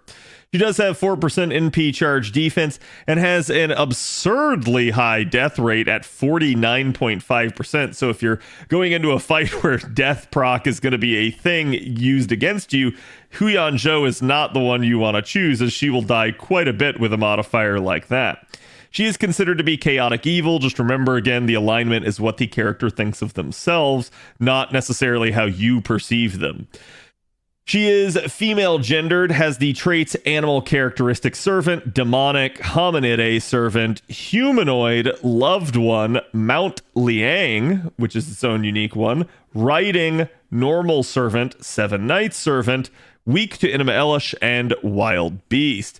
So definitely some interesting ones there, and she does have quite a few exploitable ones if you happen to be facing her. Her deck here is sort of not our standard assassin triple quick deck, but we do at least have double quick, double buster deck. So this is a little bit now more the modern standard for carding, especially for a quick unit. And it works really well if we're using Summer Scotty, as it means you still have the quick cards that you can pop off with, but you also have 2 buster cards, which, as you guys know, Summer Scotty buffs buster crit damage. So this is kind of the ideal deck to see for a lot of quick units nowadays, and it certainly doesn't leave her lacking. She only has the 1 arts card, but again, the hit counts here are all basically above average. The only exceptions being, ironically enough, the buster card itself and the extra attack, but it doesn't really matter too much for them, as again, hits are more about, again, generating Noble Phantasm gauge and stars. So it's not too big of a deal then for the buster card to not be like above average. In fact, still even at 3 hits, it's a lot better than most other buster cards in the game. And the extra attack being right on average, there's, nothing to really say about that. It just is average. So still, though, having the extra hit counts on the arts and the quick cards, which are our star generators and MP generators respectively, is a really, really nice thing to have. So good hit counts all around there. Getting down to her skills here, her first one is going to increase her own quick and buster performance for 3 turns by 30% each. Again, nothing crazy here in terms of steroids, but it is a dual card type steroid, so seeing that 30% is not abnormal. It's just right on the money for what its performance normally looks like. But we also get a buff on attack that whenever for the next 3 turns we use a quick card, we will increase her critical star generation before the quick card actually lands. And simultaneously, another one here for whenever we use a buster card, we increase the critical damage before the card lands. So realistically, if you have to card with her, she's just going to start generating more stars and critting harder. And that's a really, really nice thing for a unit that might have to rely on those depending on how you're using her or depending on the health of the node. So again, each of that being at 30% at max range. And again, having a 6-turn cooldown here is not bad either, though we don't really have a, super cooldown type of setup and structure with our quick comps as we do with Buster, say, for instance. Her second skill here has Ignore Invincibility for 3 turns, which is certainly nice, as this is going to free her up a little bit. You're not going to have to worry about enemies trying to stop you from dealing damage. You'll be able to carve right through them. Obviously, she doesn't have something like Defense Pierce, but she's not really going to need it too much, and that could be something that you might be able to take on a Craft Essence should the situation require. But this will free up her Craft Essences from having to provide it should the situation call for Ignore Invincibility. On top of this, we also get the increase to her own attack for 3 turns by 30%. So again, yet another steroid adding into that first skill. And then the increase to her own critical star absorption by 500% for 1 turn. This is not super big, but it should make her soak most of the stars that she does generate. Again, it's certainly nice, as Assassin is, again, just sort of a class, as you guys will remember, that doesn't have the highest star absorption latently. Assassins are normally the engine for a star generation type of setup, not the soaker for it. So giving her some extra absorption here should definitely help that. And again, she does have this one all on a 6-turn cooldown. Her third skill here is her survivability skill. It gives her evasion for 2 attacks, 3 turns. It's not necessarily the 3 attacks that someone like Ku has, but it should still make her decently survivable, and it does have multiple stacks, so that just no singular attack is just going to immediately get rid of it. On top of this, she also has buff removal resistance for 3 turns of up to 100%. So the devs kind of sneak this in to make you want to lure the skill, but it doesn't matter because you're going to lure it anyways, thankfully, since it is her charge skill as well. You're going to end up getting 30% charge off of this. Again, nothing too insane. So she is going to primarily be a very refund-oriented unit. That does mean that she's going to be a little bit more beholden to the number of enemies in a node. This is something that kind of plagues Quick to this day at the current moment, but it is what it is. So as long as you're dealing with 3 enemy waves, Huyan Zhou should be a relatively good looper, but be careful of nodes and waves where it starts stepping down to, say, 1 or 2 enemies in the wave. That's going to be something that you're going to want to watch out for. Still, again, as I said, with a 3 enemy setup, she will be a Black Grail looper. All of this on a 6-turn cooldown as well. Her passive skills here include Presence, Concealment, Siege, just for some additional critical star generation, further helping that role, and then Riding Bee to enhance her quick performance overall by 8%, which again is star generation and obviously damage and MP generation of your quick card. Her last one here is Phantasmal Beast Possession, which is an increase to her critical star absorption specifically of her Buster cards by an additional 10% weight. So that's going to be kind of nice, as it's going to allow her maybe, again, a little bit more opportunity to get those Buster crits with that Summer Scotty type system. Talking about her appends, there is a clear front runner for what you want to do. Her third append is Anti-Archer Attack Damage Aptitude. I don't really think this necessarily warrants it. I think certainly there is some synergy with the sort of niche that her NP has, but I wouldn't worry about this too much. You probably have very good and robust Lancers that can handle a lot of your Archer foes. So instead, what I'm going to tell you to do with your first set of coins is to go after the mana loading. It's going to be really nice for her, given the fact that she has that 30% charge, and it's really going to help her facilitate Black Grail looping in various situations, as you'll see when we talk about refund numbers and such. So again, her being here and having this, you're definitely going to want to max it out, get it all the way up to the top. As for other append skills, certainly the fourth append has some merit. Again, extra crit damage is never a bad thing. First a pin for the extra attack finesse is certainly not bad. Fifth a pin for the skill reloading, maybe if you want to use her in a little bit more of a challenge environment and you're worried about getting back to her skills. But ultimately, I'm going to say the fifth pen's not super useful for her, just all things considered, since she is working on a 6-turn cooldown type of setup. Talking about her Noble Phantasm here, as you guys can see, it's an AoE quick 8-hit NP. So that's definitely some decent hit counts on this, and it's going to be one of the reasons why she's actually a fairly good refunder, in spite of, again, that only like 0.5 whatever NP gain rate there. She's going to deal damage to all enemies with the NP, and then she's going to deal super effective damage to any enemy that is evil alignment. Now, as for who those are, we do have quite the laundry list. Obviously, most of them are assassins, but you can see the odd rider sneaking in here. Again, just pointing out them to you. So it's not like it's totally bereft. You can get some kind of really nice double synergy there, basically with her as an assassin. So certainly something to look out for. Again, maybe even berserkers or something, maybe just in a neutral environment. So there is some nice synergy that you can be had there. And then the last little bit here is that it has a 40% chance to stun the enemy after the NP. My advice to you is never to count on this 40% stun. It is far too low of a percentile to reliably be used for. Again, if it happens, it happens, but don't assume that you will stun, and you'll probably be a little bit better for playing skeptically in that regard.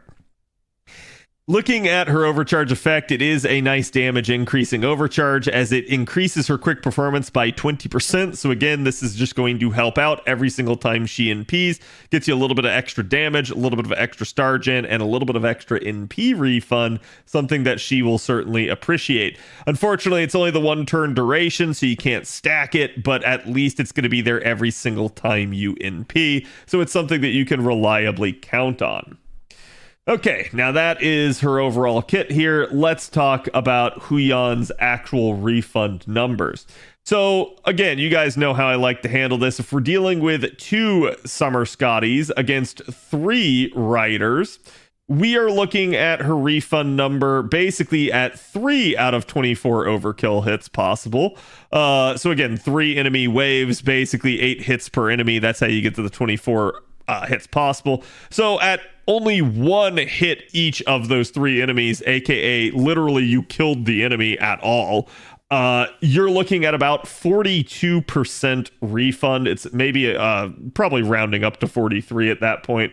But realistically, in order to break even, you're going to be looking at instead having to get to 11 out of 24 overkill hits. That would get you back to that like nice even 50% number, as that'll get you 49.53 there, which should round up for you. The issue at play here is this is not going to be good enough in the vast majority of situations for what you're trying to do, since the Scotty system primarily operates on 50% charge skills. So the easiest way to deal with this is to do 2 times Summer Scotty and 1 time OG Scotty. That is to say, triple Scotty setup. Against 3 Rider enemies, then what we're going to be looking at is instead at only 2 out of 24 overkill hits possible, aka literally you didn't even have to kill all 3 enemies. You would already be hitting that nice even break even point there at 49.26%. So you're going to be doing a lot better if you manage to run triple Scotty with her in terms of the refund department. Now that doesn't mean you have to use triple Scotty. And what do I mean by that? Well, let's break down the charge scenarios for you guys so that you guys can see. Basically, again, this is going to be Huyan Zhou in an actual party composition and how her sort of charge and refund will work. So just kind of giving you a first one right here. This is Huyan against 3 waves of riders, basically for the first 2 waves, a 3-3X type of node. She's going to start out with her charge skill immediately with her append as well. That'll bring her up to 50%. In this scenario, we're using a 50% CE. It only requires a double Scotty setup in order to work. As you can see, she will refund that 49%, just kind of cap it out again with another 50% Scotty skill, and then basically that's all you need to complete the loop. So with a 50% CE, things can work quite nicely. If we are instead talking about a 0% starting charge scenario, aka no craft essence, or maybe something like, say, Black Grail, right? At that point, you're going to start out the exact same, basically have her maxed out mana loading append, utilize Huyan's 30% charge, that'll bring her up to 50, and then we're going to work in triple Scotty. Basically, we're going to use one of the Summer Scotty's 50% charge skills on turn 1, rotate her out, bring in the third Scotty, and then at that point, you should have triple quick buffs. That'll cause her to refund up to 50% basically easily, and then you're just going to kind of each wave here fill in the remaining 50%. So another easy way to handle that scenario. This is Huyan essentially against 3 riders. However, we're going to be using Oberon instead of triple Scotty. The issue at play here is, again, now we're looking at basically needing that 11 out of 24 overkill hits. It's only in wave 1 though, which should be your lowest health wave. It is possible. It's certainly not something that's unachievable, since it's less than the overall number of hits, less than half the overall number of hits, but it certainly could be difficult depending on the health of the enemies or depending on the robustness of your Huyan. Still, as you can see, the charge is basically going to work the exact same way for turn 1, and then essentially the only difference is you won't have triple Scotty buffs turn 1, so you're only going to refund 49.53%, assuming you got that 11 out of 24 overkill hits. There, you're going to complete it with another 50% charge from Scotty, bringing you back up to 100 again. You're going to NP the second time, and then basically you're only going to refund 42% that time. Thankfully, you'll have saved all of Oberon's skills for that final wave, and boom, there you go. You have enough charge to make that 3-turn work. Now, similarly here, as you guys can see, this is going to be a 3-3 node setup with 9 out of 24 overkill hits being necessary in wave 1. And the difference is we're going to be utilizing Nero Bride instead. Same deal here. We're going to go ahead, start out with the append, utilize Nero Bride's 30%, have Scotty's 50% there in turn 1. That should cause her, assuming you get the 9 out of 24, which should be relatively easy to get, to 70% refund, since Nero Bride's a lot more NP gain oriented, which is really good for a unit like Huyan that needs kind of those hits against the enemies and needs the number of enemies in order for that to work. So she's going to really benefit from that, get up to 70% there. Basically, you're going to complete wave 2's charge by just at that point popping Huyan's own charge skill. She'll refund only 62% that second turn, that second NP. And then in order to finish off the final wave, all you need is the remaining 50% Scotty skill. So certainly possible. And then assuming we want Oberon to work, but we maybe don't want to have to rely on overkill hits, this is where something like Chocolate Heaven's going to come in. This is a 0% charge CE, but what this one allows you to do is it allows you to start from 0 with a little bit of extra NP damage, a little bit of extra quick up, and a little bit of extra NP gain. So not quite as robust in terms offensively as something like Black Grail, but it at least gives you a little bit of extra oomph for refunding purposes. And so as you can see, it's going to work very similarly in terms of charge. This one you don't even need her append for. You basically just start out Huyan with her 30% charge skill, use Scotty's 50% charge skill, and then already you're going to rotate that Scotty and bring in Oberon and use his 20%. Should refund 54% there off of that. Use the remaining Scotty's 50% for wave 2. And then with the final wave, refund 54% again and use Oberon's remaining 50% in order for that to work. So that's how her charge scenarios are going to break down. Talking about craft essence options, some really easy standout ones are going to be something like Traces of Christmas. For a 50% C, it obviously is all attack scaling, gives you quick up and NP gain, as well as the starting charge. And then maybe even something like Holy Night Supper could also potentially be a decent one for her.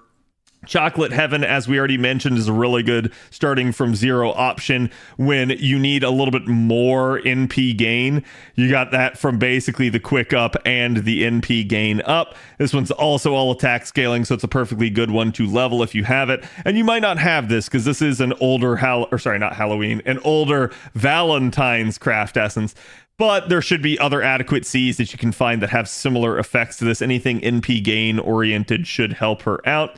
And then naturally, last but not least, is going to be Black Grail itself. This is just sort of the gold standard for NP damage CEs out there. So it's really going to help a unit like Huyan min-max that sort of, again, NP damage that you're getting and overkill hits potentially that you might get. So this could potentially help Huyan out. And so again, it's going to be the recommendation there. Now, talking about actual damage numbers for Huyan, we obviously have Huyan's own self-buff damage. Now, keep in mind, this is just Huyan under her own buffs. No external sources like craft essences, mystic codes, or, again, support casters or anything like that. And this is a neutral scenario, so not effective. It's just, again, her under her own power in a neutral environment. So you can see basically the numbers aren't too crazy, but as we start to look towards the evil numbers, they get a little bit more robust, and that's really where you're going to want to use Huyan. Comparing her, we can certainly look at her actual numbers now. These are still neutral damage, but they are now neutral damage, but actual external buffs included. So again, Summer Scotty and normal Scotty here, Black Grail, Neo Plug Suit, and again, sort of the same scenario down here, but instead with Oberon and needing the overkill hits. You guys can see basically at NP1 neutral damage, she's still able to crank out 212 there in terms of raw power. But the second we go up to evil and get that super effective in there, we get almost another 100k. And then as we get to NP2, the numbers pretty much slide right over, and you get a little bit more there at 283 and 425 for NP2. Now, looking at the Oberon numbers instead, you guys could see the difference it's going to make basically off of just triple Scotty. This is where the trade-off is going to be. If you think you can really hit these overkill numbers, going Oberon's going to be better for damage. If you think that you can't hit them, going triple Scotty is going to be better for refund, so that'll kind of make things a lot easier for you.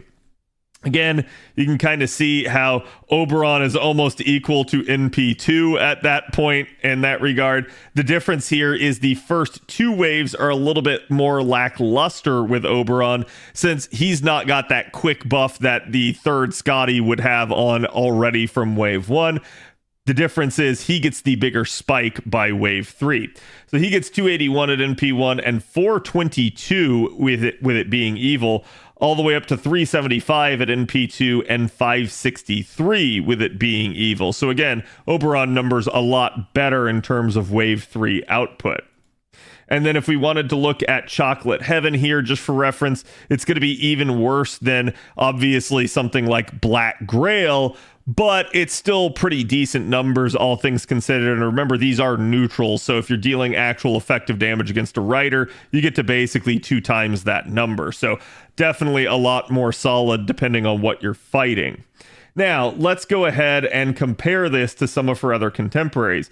For starters, we have Kashin, and she's going to be our other AoE SSR quick assassin that's coming out next year. She'll actually be coming out with the first lotto next year, essentially somewhere around, I think it's May is when it comes. So she's going to be able to kind of deal some interesting numbers. She ends up having a little bit less raw power than someone like Huyan has, but she does end up a little bit good there due to her bound capability, that niche that she has. And so she can definitely end up stretching the damage a little bit more, just maybe not as robustly as someone like Huyan can with Oberon. Now, again, it's just really going to depend. This sort of thing is relying on Black Grail, and it still, even with triple Scotty, needs overkill hits. So that's one of the concerns basically with Kashin is going to be, can you actually operate her with a Black Grail? But it is an interesting thing nonetheless. Still, I think probably the bigger one that a lot of people are going to want to know is, how does she stack up against Tez? Says Catlapoca is going to end up coming out with basically LB7 later on, and some people might go for him, some people might not. I'm going to tell you he's a very capable unit, and that number should be pretty clear as he's an AoE arts assassin, and he is just naturally here able to work with double Castoria Oberon and a Black Grail and able to push 314k there. He also gets power mods in play, and you can see that while he doesn't have that super effective modifier, he's still doing very good for himself on those wave 3 numbers. Comparatively, we also have someone like Koyanskaya of Light. You guys can see this stuff gets a little bit hairy as Koyanskaya herself is a support unit, but naturally you can combine her with another Koyanskaya, another Reigns, another Oberon. She's not going to really be able to work with something like Black Grail, though, and so that's what's really going to cost her in terms of damage output. But still, you guys can see, same deal. She has the capability for multiple power mods due to her kit. So it is what it is. Certainly, if you have a Koyanskaya of Light that's pretty robust, you might be able to challenge those numbers. And then naturally, we also end up having our welfares. This is Kichi Hogan with Double Summer Scotty and Oberon and Chocolate Heaven. It's going to need quite a bit of overkill as well. So not Black Grail numbers either, but still pretty decent for a welfare. So again, she should be, due to sort of just the way that the compositions actually work, Huyan should actually kind of be able to edge her quite a bit depending on what you're able to do, but it really does depend on the situation and whether or not you need her. Same thing, we also have the Valks here, and the Valks are somebody that is, again, going to be quite capable of actually kind of pushing numbers here a little bit, since they are, again, going to be another arts version. In fact, that's going to kind of be the debate really later on with Tez, is do you need Tez since you have the Valks? And the answer is technically no, you don't. The Valks are going to be fairly solid in and of their own right. So the same thing, though, is going to obviously be the comparison for someone like Huyan. Do you actually need her? The answer is probably no, especially if you've been playing the recent events and you do have welfares like the Summer Valkyries up and online. But if you don't, or you just really like Huyan's design, she's still going to be a very solid option for you. Maybe you just want that AoE quick variance that you have a decent person to generate stars for the next wave or something like that. That is also one of the applicable uses for someone like Huyan. So again, let me know what you guys think of her. Which Ascension is your favorite out of all of them? And again, will you be rolling or saving?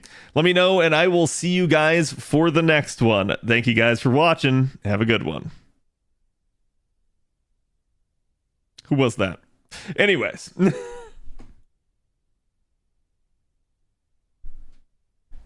Probably Ascension 1 because of the hat. Exactly.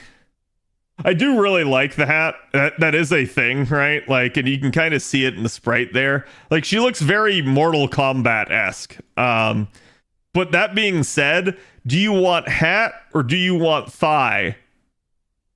This is the question that we should all have. Hat or thigh, chat. It also is interesting that if you look, basically her legs change. So here she has 2 human legs. Then here she has a human leg and a horse leg. And then here she has 2 horse legs. So if you're not seeing it, the difference is down here at the hooves, basically the feet.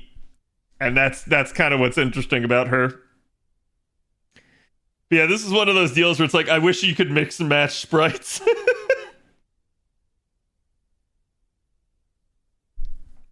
Best would be both, right? Yeah, and then she might be a unit that you might want to leave on like random or something. Uma Musume, perhaps, yeah. Oh no, she's a very solid and interesting character.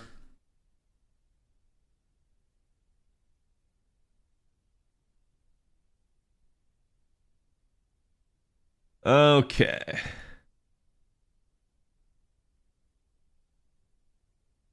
Row, row, fight the power.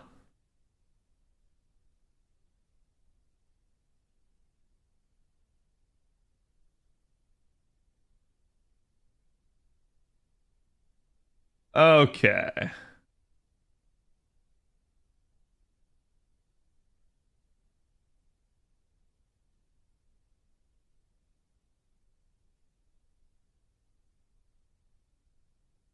Actually, it's probably easiest if I just go bloop. There we go.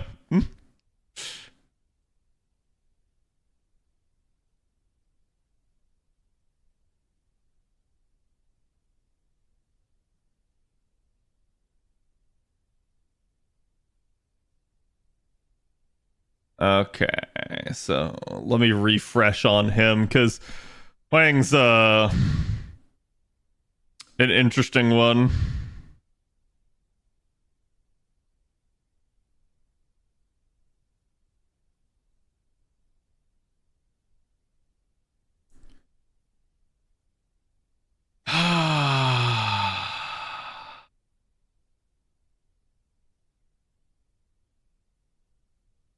I'm trying to remember if this actually does change the effect, or if it's just he also has lawful alignment.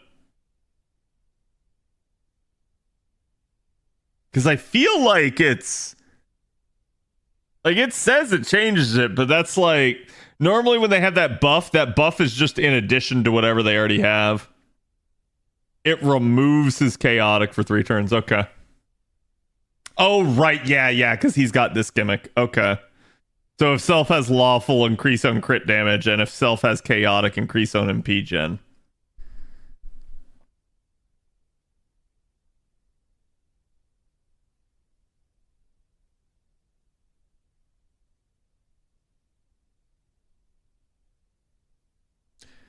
Ba-da-da-da. Ba-da-da-da. Nothing too crazy there. Wait. Right. Okay.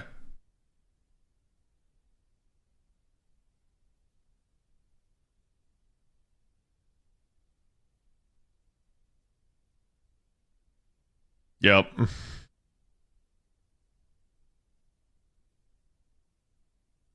Oh, the shittier version of the Buntoria overcharge.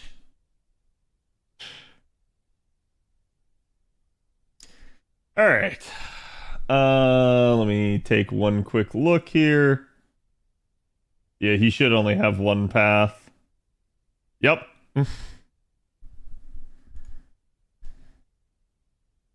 Chat, is the music loud?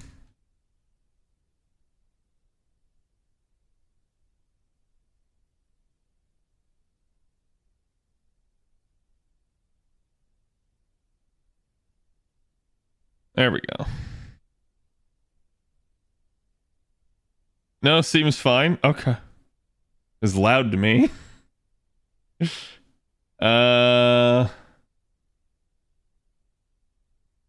to think, like, he's such a straightforward character. Why does that keep breaking? You can do it. You can do it. I believe in you. I believe in you. I don't believe in you. Is he limited? No, he's perm. She's limited, he's perm.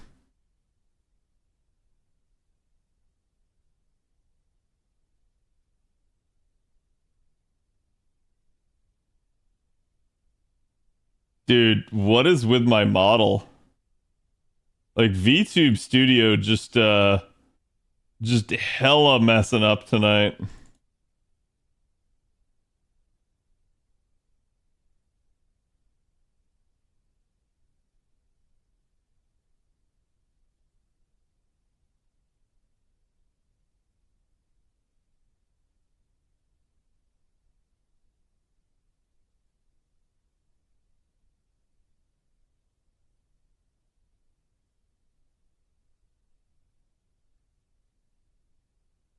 Come on. Okay, there we go. I have no idea why that's happening tonight. It's weird because I've never had this issue ever before, but it's just like it can't freaking handle it. Why not both perma? Could use more variety in spooks? Because then you wouldn't roll. I think you know it, I know it, we all know it. If the whole banner was permanence, no one would roll. Yeah, Kashin's perm. Which, yeah, I thought Kashin was Black Grail. Is she really not able, Avalon? I could have sworn that she was.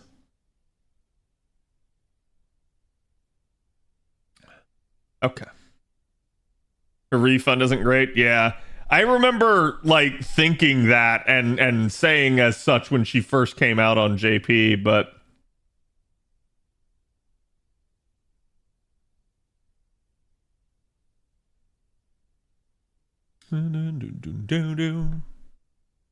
he should also be on the Mystic Eyes one.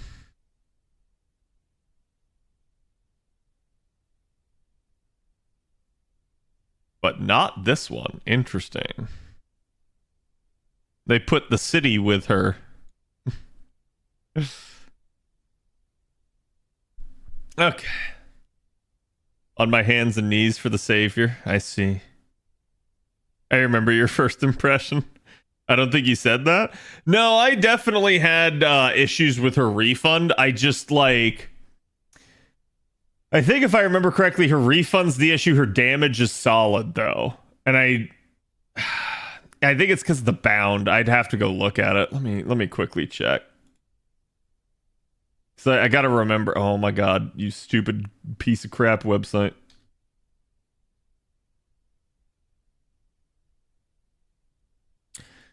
Where's her bound shit? Is it on? Yeah, okay. Chance to bound enemy for 1 turn. It's basically 100%. So you can like pretty much guarantee this against the enemy that you want it to land on. That being said, magic resistance is a problem. Wait, did it really?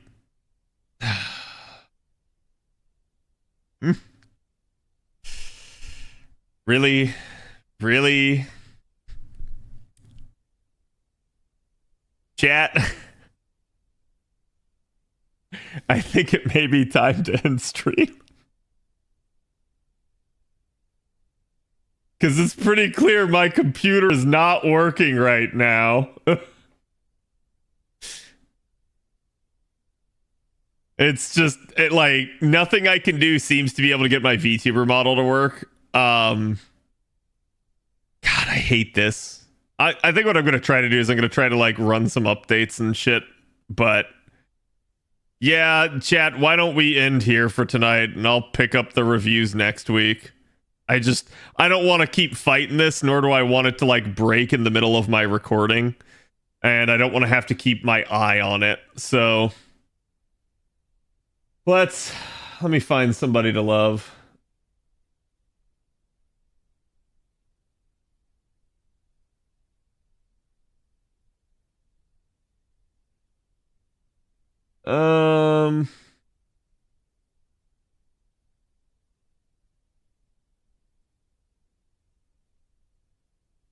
I see Fox on. Let's go give Fox some love.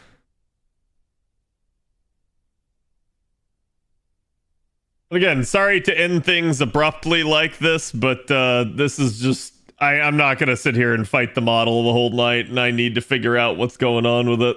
So not like we're in a hurry. Yeah, exactly. So I'll get you guys obviously the event guide out and the Huyan analysis, and we'll revisit Huang and Eliza next week. Hopefully computer work better. Yep.